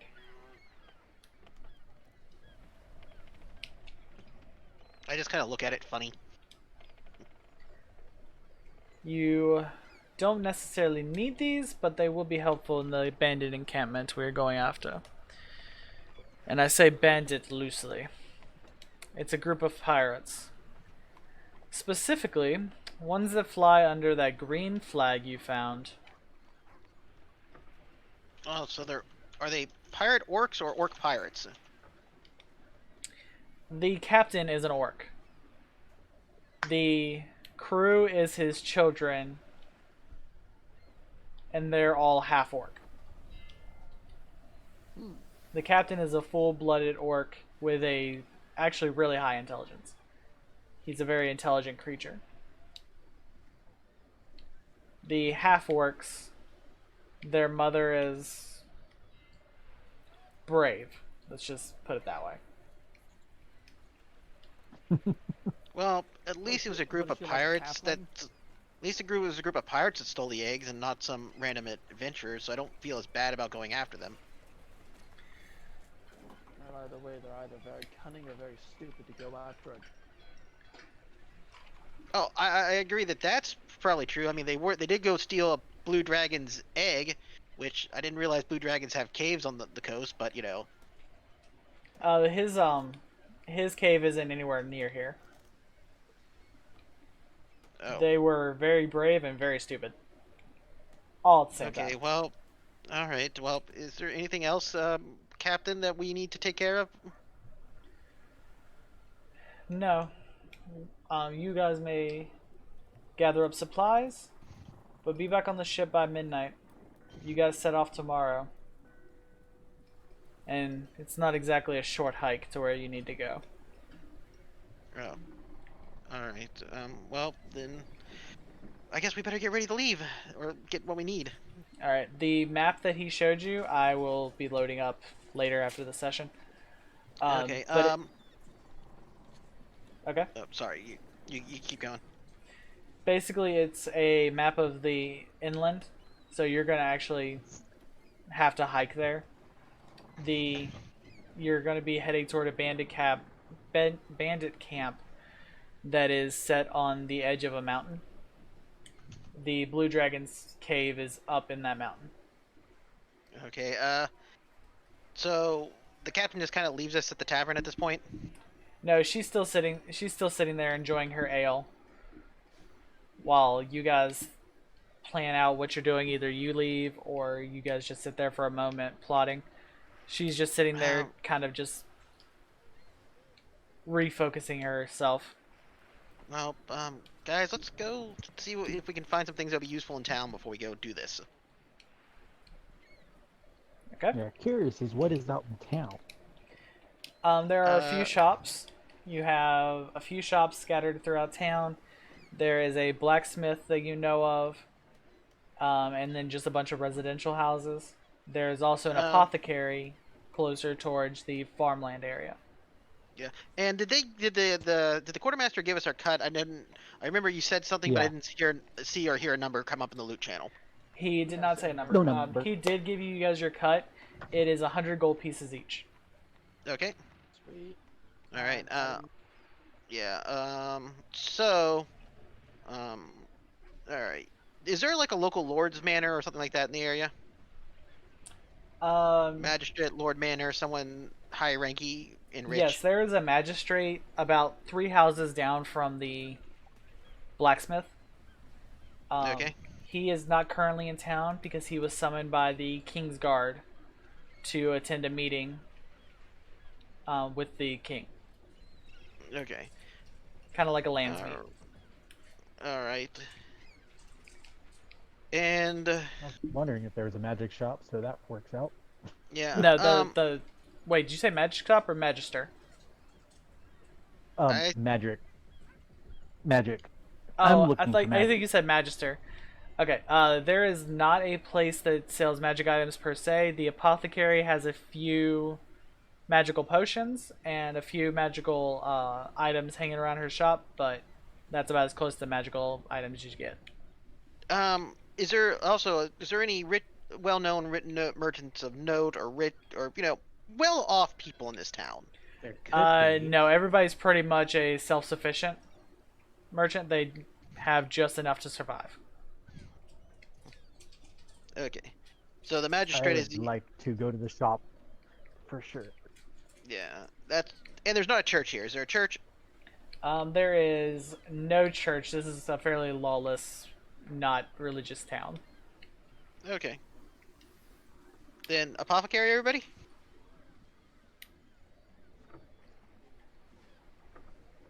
I guess. The apothecary is in this house over here. And the blacksmith is in right here. He's in this building right here. Okay. And you guys are currently so- here. Okay, so going to 28 would be a lot easier, Yeah. for sure. Yep. Okay, so we'll go over to the apothecary first. Is that what we're agreeing on? Yep. Okay. I mean, that's where Echo's going. You guys don't have to follow. Well, we're all kind of stuck in this together, so we'll go with Echo to the apothecary. Okay. After about 20 minutes of walking, you guys pass a couple citizens who just kind of give you guys your distance. They realize you're with the Siren, and they're like, "Oh, we don't want to make them mad." A couple children come up and ask if you guys are really pirates. Do you guys like shrug them off, or do you indulge them? I have Walter come out and like run around and be silly in front of them. Okay. The kids play with Walter for a minute and then scamper off. As you come up to the apothecary, you guys smell so much going on. Like, There are is it like? There is a mix of poisons being made. There are roses that are covering the smell. You smell very fragrant flowers. It is a lot going on. Who gets up there first? Well, I since they're believe- following me, Echo would get there first. Let me double check something. I'm pretty sure you do, but let me just double check. What is it? No, you don't. Okay. Okay. Can't be charmed. Advantage against being charmed, and magic cannot put you to sleep. Okay. Go ahead and roll a Constitution saving throw. Let me see if I can actually do it on here. I want to test this out.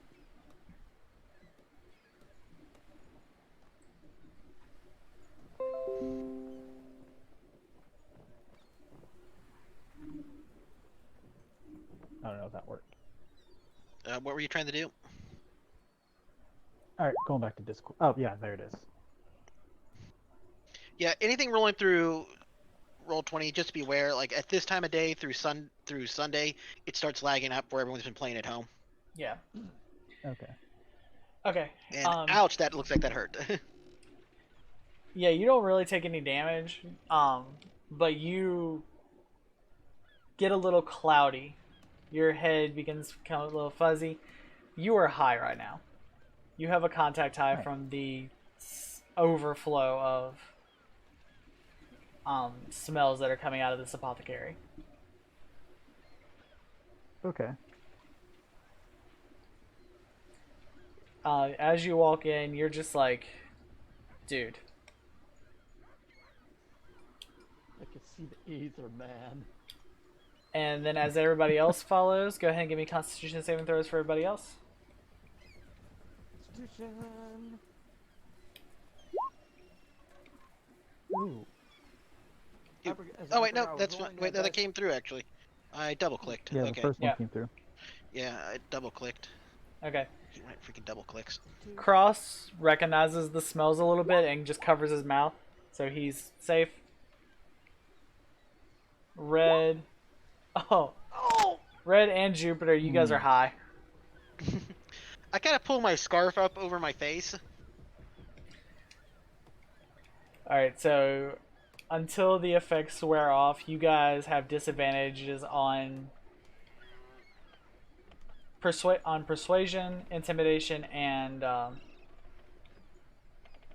seduction rolls. Perception? Perception, yeah, perception. He's not here, man. Perception, persuasion, intimidation, and seduction rolls. Nice. All right. Which is funny, none of us try to screw the skeleton. I like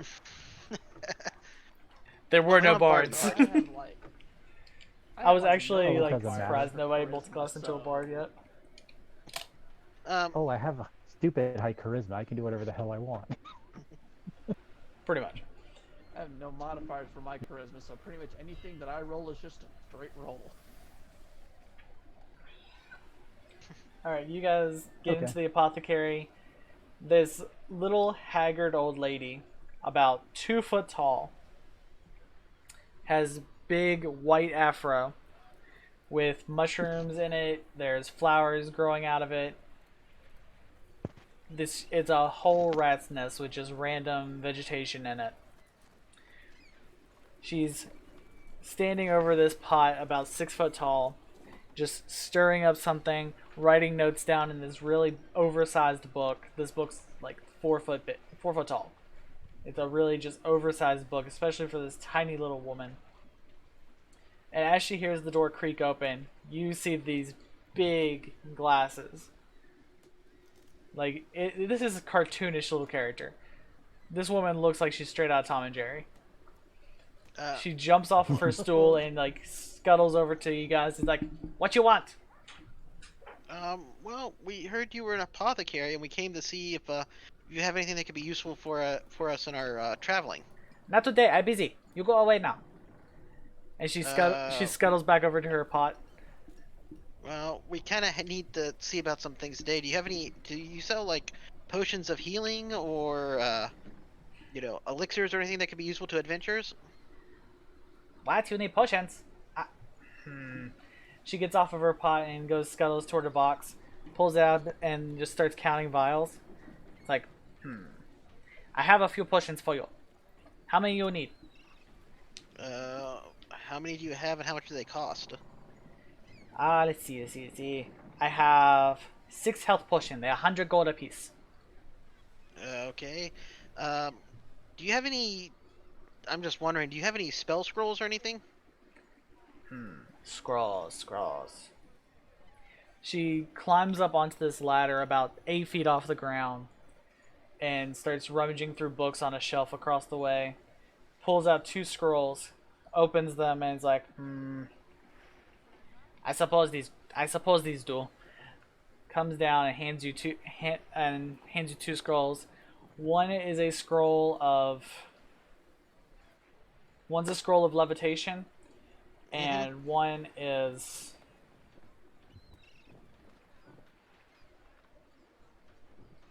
a scroll of chilling touch. Okay.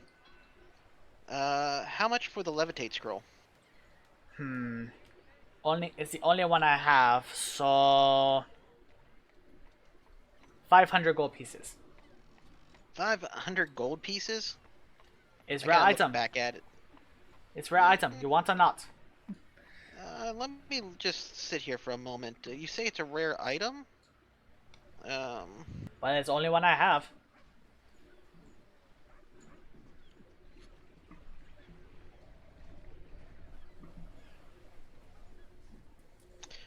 And are they arcane scrolls, or what? They are all arcane scrolls, right? Yes. Okay. I mean, honestly, the ink and the time to make this thing, I'll give you 100 gold for it. How bad you need? Honestly, it's not overly useful. I mean, it can be helpful, but it's not that super useful to me. So, like I said, 100 gold. I mean, it costs that much alone just to get the ink to try to copy this.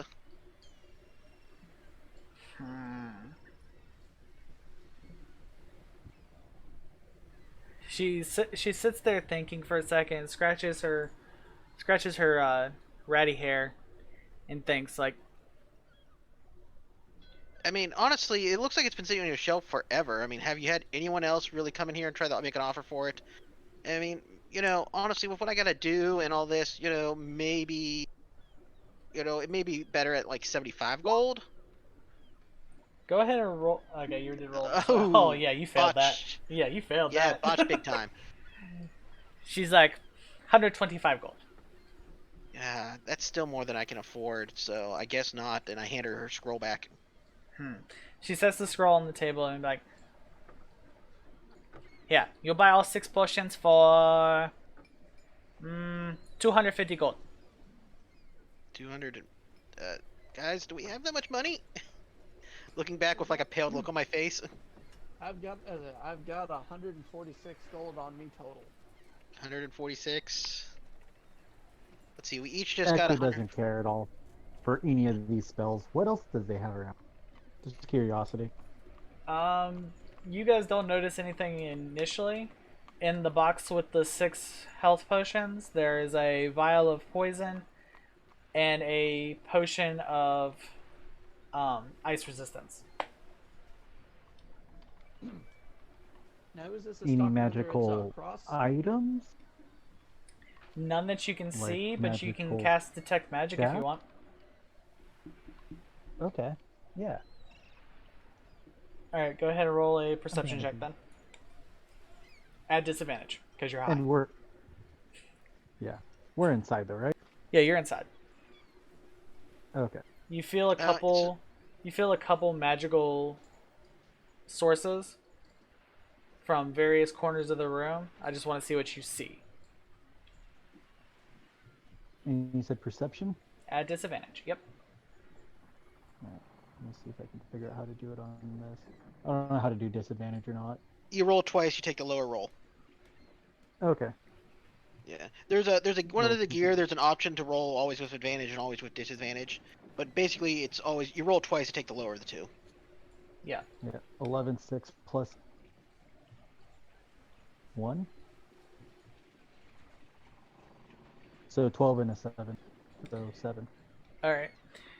You notice that there's a strong magical source from somewhere hidden under her books and scrolls on the floor. And you ask, it's like, is there a spell book under that pile? And she looks back and it's like, maybe? And she shuffles over, starts digging through, and pulls out this grimoire that looks like it. From what you can see, there's a etching of a dragon on the front of it. It's leather bound with gold trim around the spine of the book. She opens it up, just skimming through it real quick, and brings it over to you. And she's like, "Here, book of spells. Have a few, nothing too interesting. There's a spell on Firebolt, Magic Missile, and Fireball. Mainly just reference to how to cast them and effective ways of using it." Okay. I pull out 100 gold coin and just leave it in my palm for her. She looks at the gold, looks at the book, it's like, deal. Hands you the book and takes the gold and places it on her table.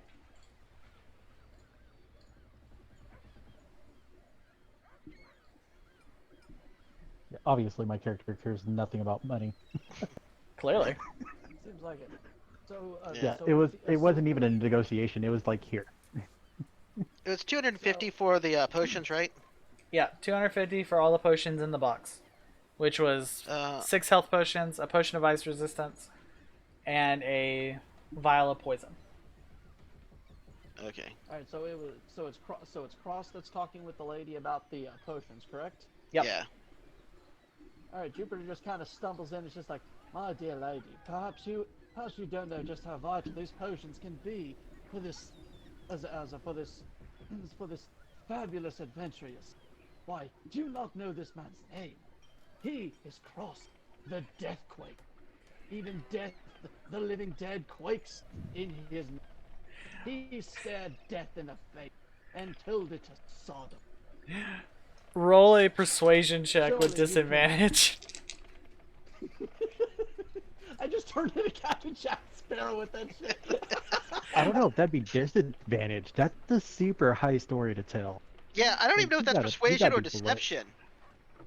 You gotta I'm be going super with blitz your to I'm come up going with that your kind of trying to tell. persuade her into giving you cheaper stuff.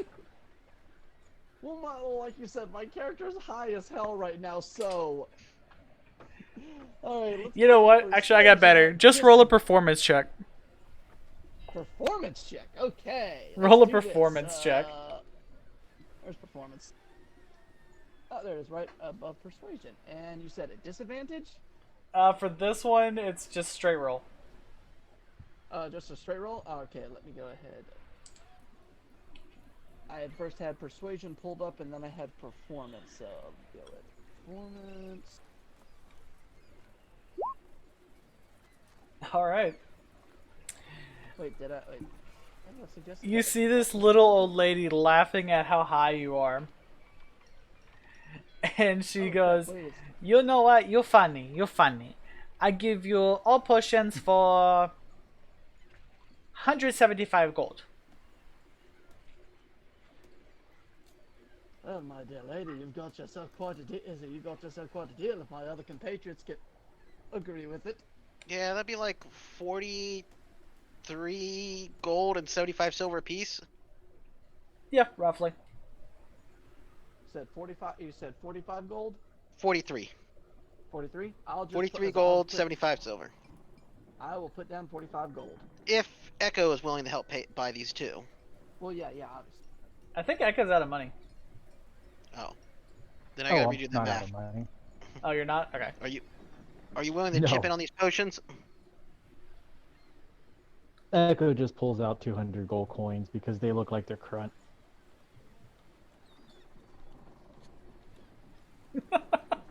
So Echo just pays for all the potions. Yeah. Yeah. Okay. Well, maybe we misjudged you. Or the fact Who he's cares high. not of money? Or the fact that he's Mr. Burns high and he doesn't care what he's doing right now. Oh, he cares not at all of anything that he's doing. He's like, not even a little bit. I Okay, keep well. doing added, not removed. Alright, so Yeah, we take the seriously, case like, of potions. Do we want to go to the seriously, like, blacksmithy or general store before we leave? Echo cares as a- not. So far, it seems like everything's good in my book. I can't really buy armor, and I've already got the weapon that I actually need with my sword, so I'm good. Well, maybe we want to go to the general store and buy some climbing gear. Echo goes over to Cross, and he just slams the book, the Gwemore, into his chest. Like Cross lets out a loud oof.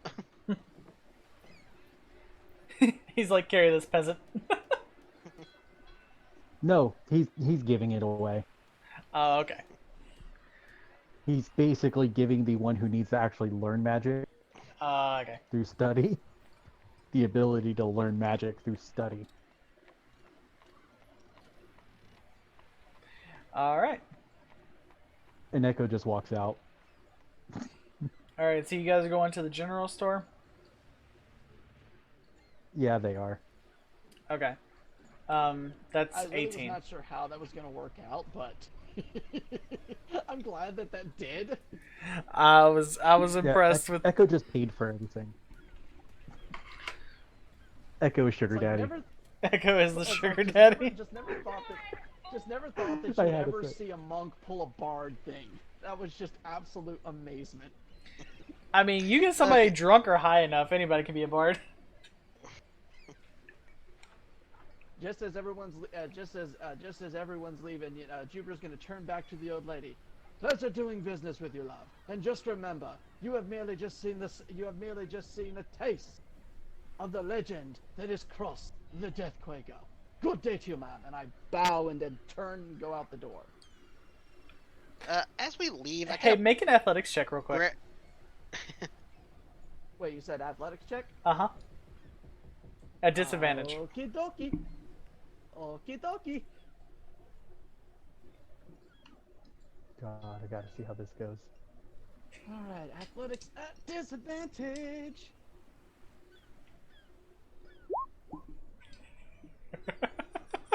That's an 8. Oh. As you go to bow and be all dramatic about it, you trip and do a tumble onto your butt. Oh, bother! You see this little 2-foot old lady just start cackling at you. It's like, Get out my store. Get out my store. You're too funny. You're too funny. Go, go. Go on an adventure. Do whatever you do. And then she goes back What to spell her. did she say were in the Grimoire again? There's Firebolt, Magic Missile, and Fireball. Cantrips don't go in spell books because those are innately learned by the caster. Wait. Am I thinking of the right spell? Yeah. There was a... It was Magic Missile. I don't know what's going on. Are you thinking about the second level fire spell? That's what I'm thinking of, yeah. That's Scorching Ray. That one, yeah. Yeah, okay. Oh no, see that changes everything. Yeah, it's Scorching Ray, Magic was Missile, like, and Fireball. It's basically a fire wizard's grimoire. Like, they were very intrigued with fire magic. I am perfectly fine with that. Hey, Yeah. hey, it's better that hey, it's a copy of Fireball that I don't have to use one of my free learnings for. Okay, so we stumble out of the shop and into the general store. Alright. As you guys get to the general store, it takes about an hour.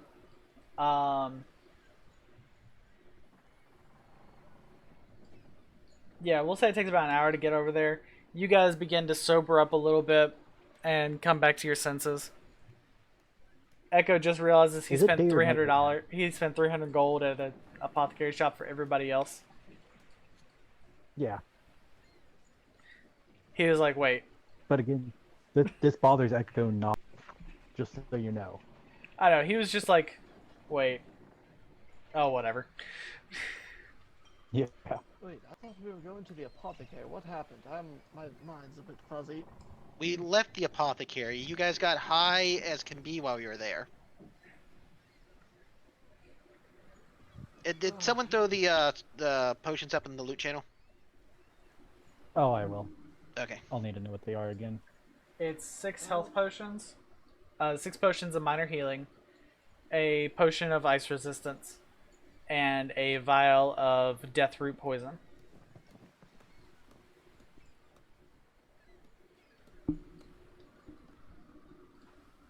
And you said ice what?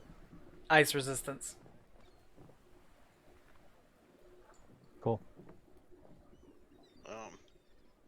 So when we get to the general store, I'm looking for climbing gear, so Yeah. that since we have to go up on a cliff to have it ready, because that's what the map was like. We had to go out to a cliff. You're going to a bandit camp that's like just based on the side of a mountain. Yeah, so we may have to A climb. lot of bags. Yeah, maybe some bags would be useful. Okay. As you walk into the general store, there are 3 people standing behind the counter. There's this one tall, average-looking half elf. He's got a little bit of a goatee and long ponytail. His shirt is like cleanly pressed, like he's the one that runs the business. He handles the money and the books. Next to him is a half elf girl, a little bit shorter than him, about 5'5", who has long golden hair. Really strange for a elf to have this color gold hair, but her hair is just that color. And she looks What kind of elf? they're half wood elf. Oh. Yeah. So they're the shorter, more fairy like. At least that's how that's how I've always portrayed them. I'm like, you're short and you're fairy like. You're cute. Yeah. And then next to them is a really big, like near 7 foot tall, fallen Aasimar,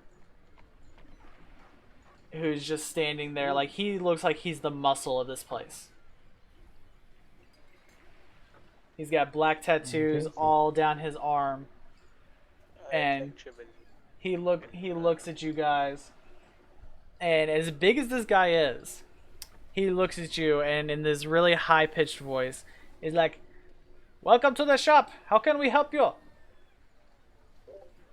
Like this dude standing 7 foot tall sounds like he's high on helium. Big we would like to- blowout. Big solid blowout. Woohoo! We're gonna need sacks. What else do we need, guys? Sacks of wool. Well, backpacks. Empty. Some backpacks, some climbing ropes. Do you sell ink? You see the half-elf gentleman walk around the counter and is like, he's sizing you guys up like he's looking to make your, like he's looking for the right things you guys need. He's like, alright, you need backpacks, you need rope. So I'm guessing you guys are going climbing by what you're asking for. So you probably need a grappling hook. Yeah, like, well, let me think Or here. a hammer and some pitting. Actually, I can't remember if there's actually a climbing kit or not. There should be a climbing There kit. Yes. is. It's a hammer, pittance, and rope. Yeah, we could use some climbing kits. Climbing kits. Alright, I might have some of those in the back. And why do you need ink, if I might ask? I need, like, it's very special high-end ink. Like 100 gold's worth of it. I don't know if I have that much ink, but I can check in the back.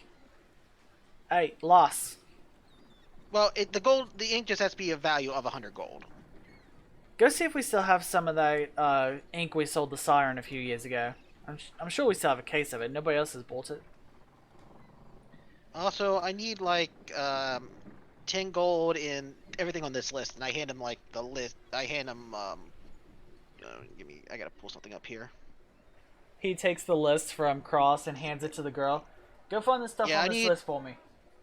Yeah. She sheepishly takes the list and just wanders off to the back. Her face turns red. It's just the items for summon familiar. It's like a 10 gold value of charcoal, incense, and herbs. Yeah.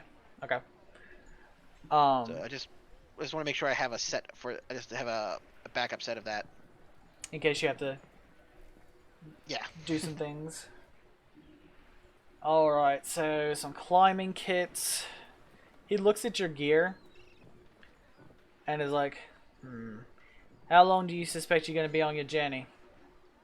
I'm not sure. I think I trying to remember how far away was on the map from where we had to go. For how far you have to go, it's about a 3.5 day journey. It's a couple days journey. Just to get to the mountain, and then you gotta climb it. Yeah, but if I'm right, don't we get rations from the ship though? You still have rations from the ship, yes. Yeah, but it's a couple days journey, and but we only need one. Yeah. I Yeah, eat but once a week. I'm good. we might need some rations, but we may come back for those. But the climbing kits we could use. I fumble around for a few other things. Oh yes, I have this. I was looking to. We were looking to see if anyone was interested in buying it. And I pull out the ornate dagger. You see him pull out the dagger. He checks the hilt. He sees the gemstones. Notices there's one or two missing. Checks the blade. There's no chips on it. It looks like it was made yesterday. Except for the missing jewels. Just weighs it in his hand. And is like, with the jewels missing, its value goes down just a bit. But he takes it out again and just pricks his finger to see if it's sharp. He's like, not even a good weapon. Puts it back. He's like, I'll give you 5 gold pieces for it. What's the actual what was the value of it? 50. It's in loot. It's 50. It's 50. Yeah, I look back and sir, this dagger is worth far more than that. It's a rare, ancient heirloom that if the magistrate was in town would pay a huge amount because anyone of his standing would love to have a hold of something like this. Oh, I'm well aware of that. By the time he gets back, so to him this is probably worth 75 to 100 gold. We only need like about 50 for it. I'm well aware of what the magistrate will pay for it. but it's missing gems. I'll give you 30 gold for it. 30. I kind of look back at the other guys, and then I kind of look back at him. I fumble around in my pouch and I pull out like a piece of honey candy and quickly put it in my mouth and start chomping on it, and mumbling in Sylvan. And I look back at him. I really think it'd be great if you just take it at the 50 gold value. He needs to make a will save. Oh god, you're Jedi mind tricking this Yeah, that's a will nat. save 15. That's a nat 19. Oh. That was a natural 19. Okay, so it doesn't work. He looks at you and is like, "Try that magic on me again, little boy." How much is it? Well, here's the thing. Does he speak Sylvan? Because he doesn't know it's. He does. I cast a spell. He does. Yep. Common is like his second language. How much do you Okay, need? so Echo needs to interfere here. All right. Who has the dagger? Cross does. At this point, Echo's going to try to take the dagger from you and just walk out of the place. Not saying a word, just knowing that this guy's going to rip us off. All right, I just see Echo leave with it. It's like, oh well. How much for the climbing kits and stuff? Let's see. You need 4 climbing kits, an extra backpack, and the list of and the materials you asked for. Your total is going to come out to 135 gold pieces. Okay. So. How much? Oh, do you have guys would be good together. Also, you're not getting kit for Echo, are you? If Echo doesn't want a kit, we don't have to get him one. No, Echo doesn't need it. He actually has a hammer, rope, and pittance already. Okay. Okay, Then so that's 3. one less climbing kit. Okay, so 3, we'll say 130. 130. Okay, divide that by 3. So 10 gold from each of us to cover the kits, and I'll pay for my own ink. Is everyone fine with that? You said 10 gold for the kits?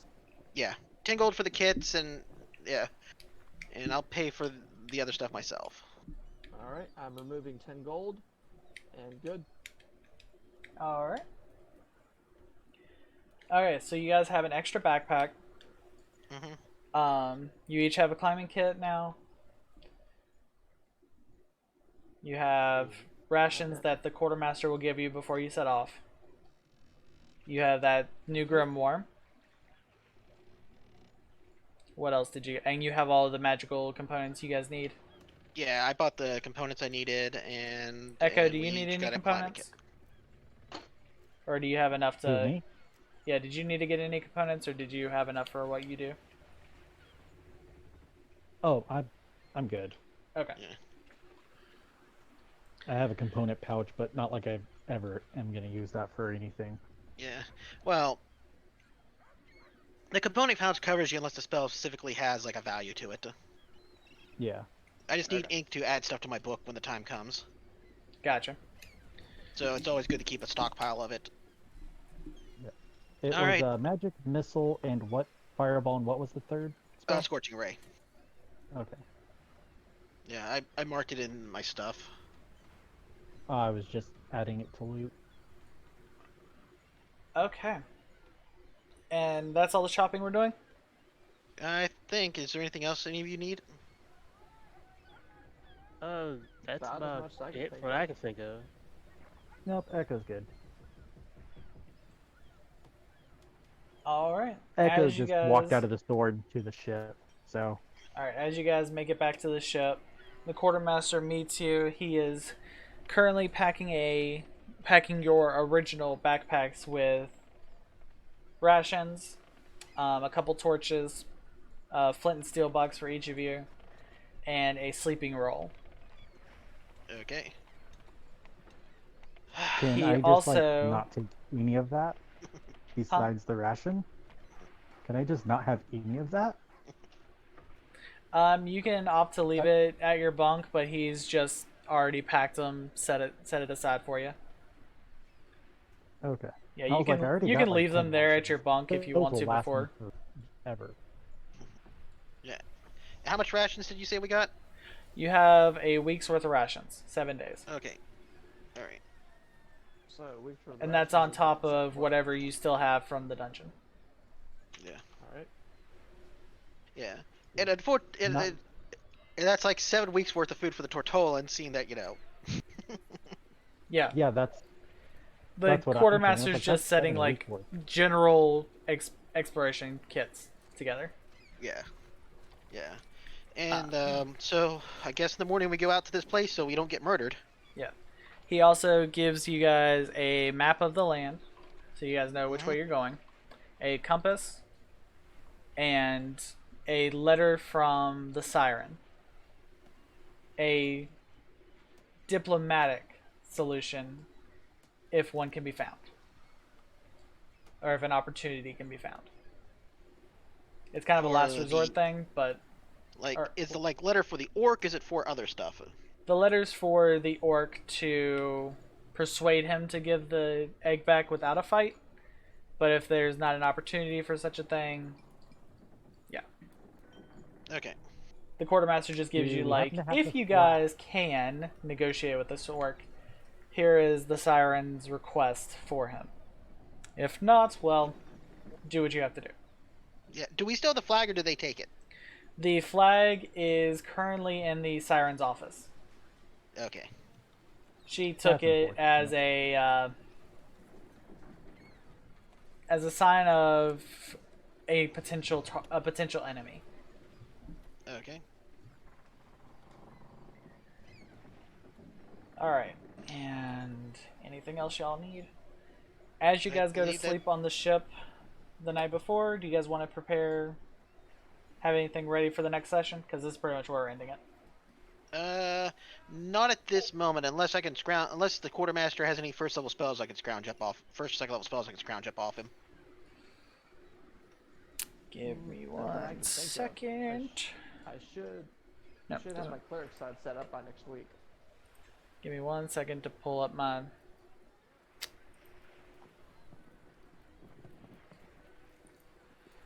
I just need to make sure what level 1 wizard spells there are. Yeah. I was like, man, I thought I just gave Cross a bunch of spells to play with. Why is he Two of so those spells. greedy? 2 of those spells are already in my book. Which one? The magic missile? Magic missile and scorching ray. Yeah. Okay. But hey, I still find fireball as a win. So, but I just can't use it at this Yeah. level yet. And after you're done, you can always give it back to Echo. Yeah. Well, once I get it copied, I'm good. Yeah. Um, Like a true scholar, he gives somebody else the grunt work.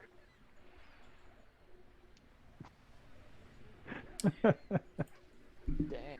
there I know. is So cold. no. He does not have anything you don't already know. Okay, that's fine. That's all I need to know. Yeah, he has Like, a. I have the- I mean, he has a scroll of. He has a scroll of scorching ray, but he said he's trying to save that for a rainy day. Yeah, that's fine. I already know the spell, so and I wouldn't actually be cast. I don't want to take your supplies, so I was just checking for stuff I could copy. Yeah, I have the standard universal kit that most wizards take. So Pretty much. yeah. All right. As you guys go to sleep, the siren sings one last song for the town, for the crew, and this song echoes throughout the town. She just calms everybody and wishes you guys a safe journey. And as you guys go to sleep, we're going to conclude this session.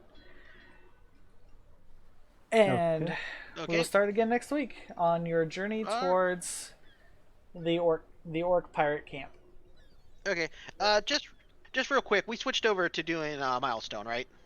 Yes, we're on milestone. Yeah. Okay. I just wanted to make sure. I know there's still stuff we're swapping over from where we did the DM swap and everything. So. Yep. We are on milestone. Okay, Which no should problem. be. But yeah, You guys will keeping it probably be back level to- 5 I'm in like keeping it in the next experience. session or two. Yeah. Depends No, on how. no, I mean, I'm leaving it.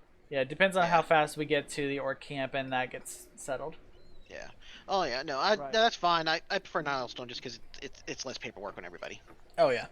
I just want to make sure before while I was doing my clerical my Yeah, logistics cleanup. Yeah, I was All right. surprised that you didn't read my story because when you said that he knew about me, I was like, oh, he did read my story, but he didn't. Wait, Yeah. what? I was like, I'm surprised you didn't read my story. Oh crap! Now I forgot what I was going to tell Jupiter. God damn it! I gotta remember that. Oh, remember to that's do why that I next can't- time. That's why I can barely hear anybody. Wait, can you hear me? I like you hear and me? you and Jupiter have been like quiet as could be, and I just realized my computer is down like on like 40% volume. Can you hear me Oh, now? God. Yes, I can hear y'all Can you hear fine me now. now? I just Okay. realized that. Now, I am surprised that you didn't read my story because when you said that he knew about us, I'm like, oh, so he read my story, cool. And then you didn't. I was like, oh. Yeah. No, I'm. No, Yeah, that I was just more for. But yeah, and then you said we went to shore. I was like, oh crap. Oh. You'll see why. I was kind of like, oh man. Yeah, I'm gotta pull that up. Yeah. Did you read over my stuff? Because I have it all posted up. I just was wondering. Yeah, I've read over crosses, Okay. and I got a basic idea. I got the basic idea of Echo, and the basic idea of Yeah, Jupiter. mine is severely basic. So Is there anything else we need right now? Because I gotta hit the Uh, head. no, I think we're good. Okay. Thanks a We lot, are- man. I'll talk to you next week. Alright, I'm here if you guys need me.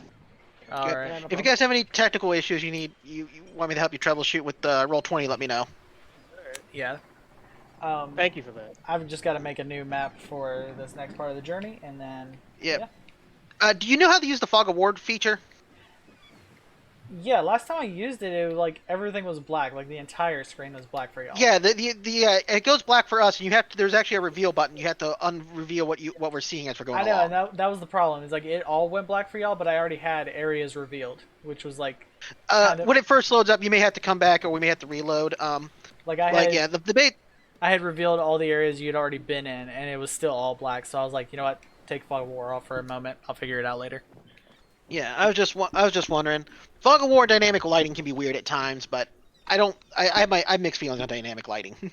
Yeah, it depends on the map you're using if it actually is worth it. Yeah, dynamic lighting's a resource hog on larger maps, so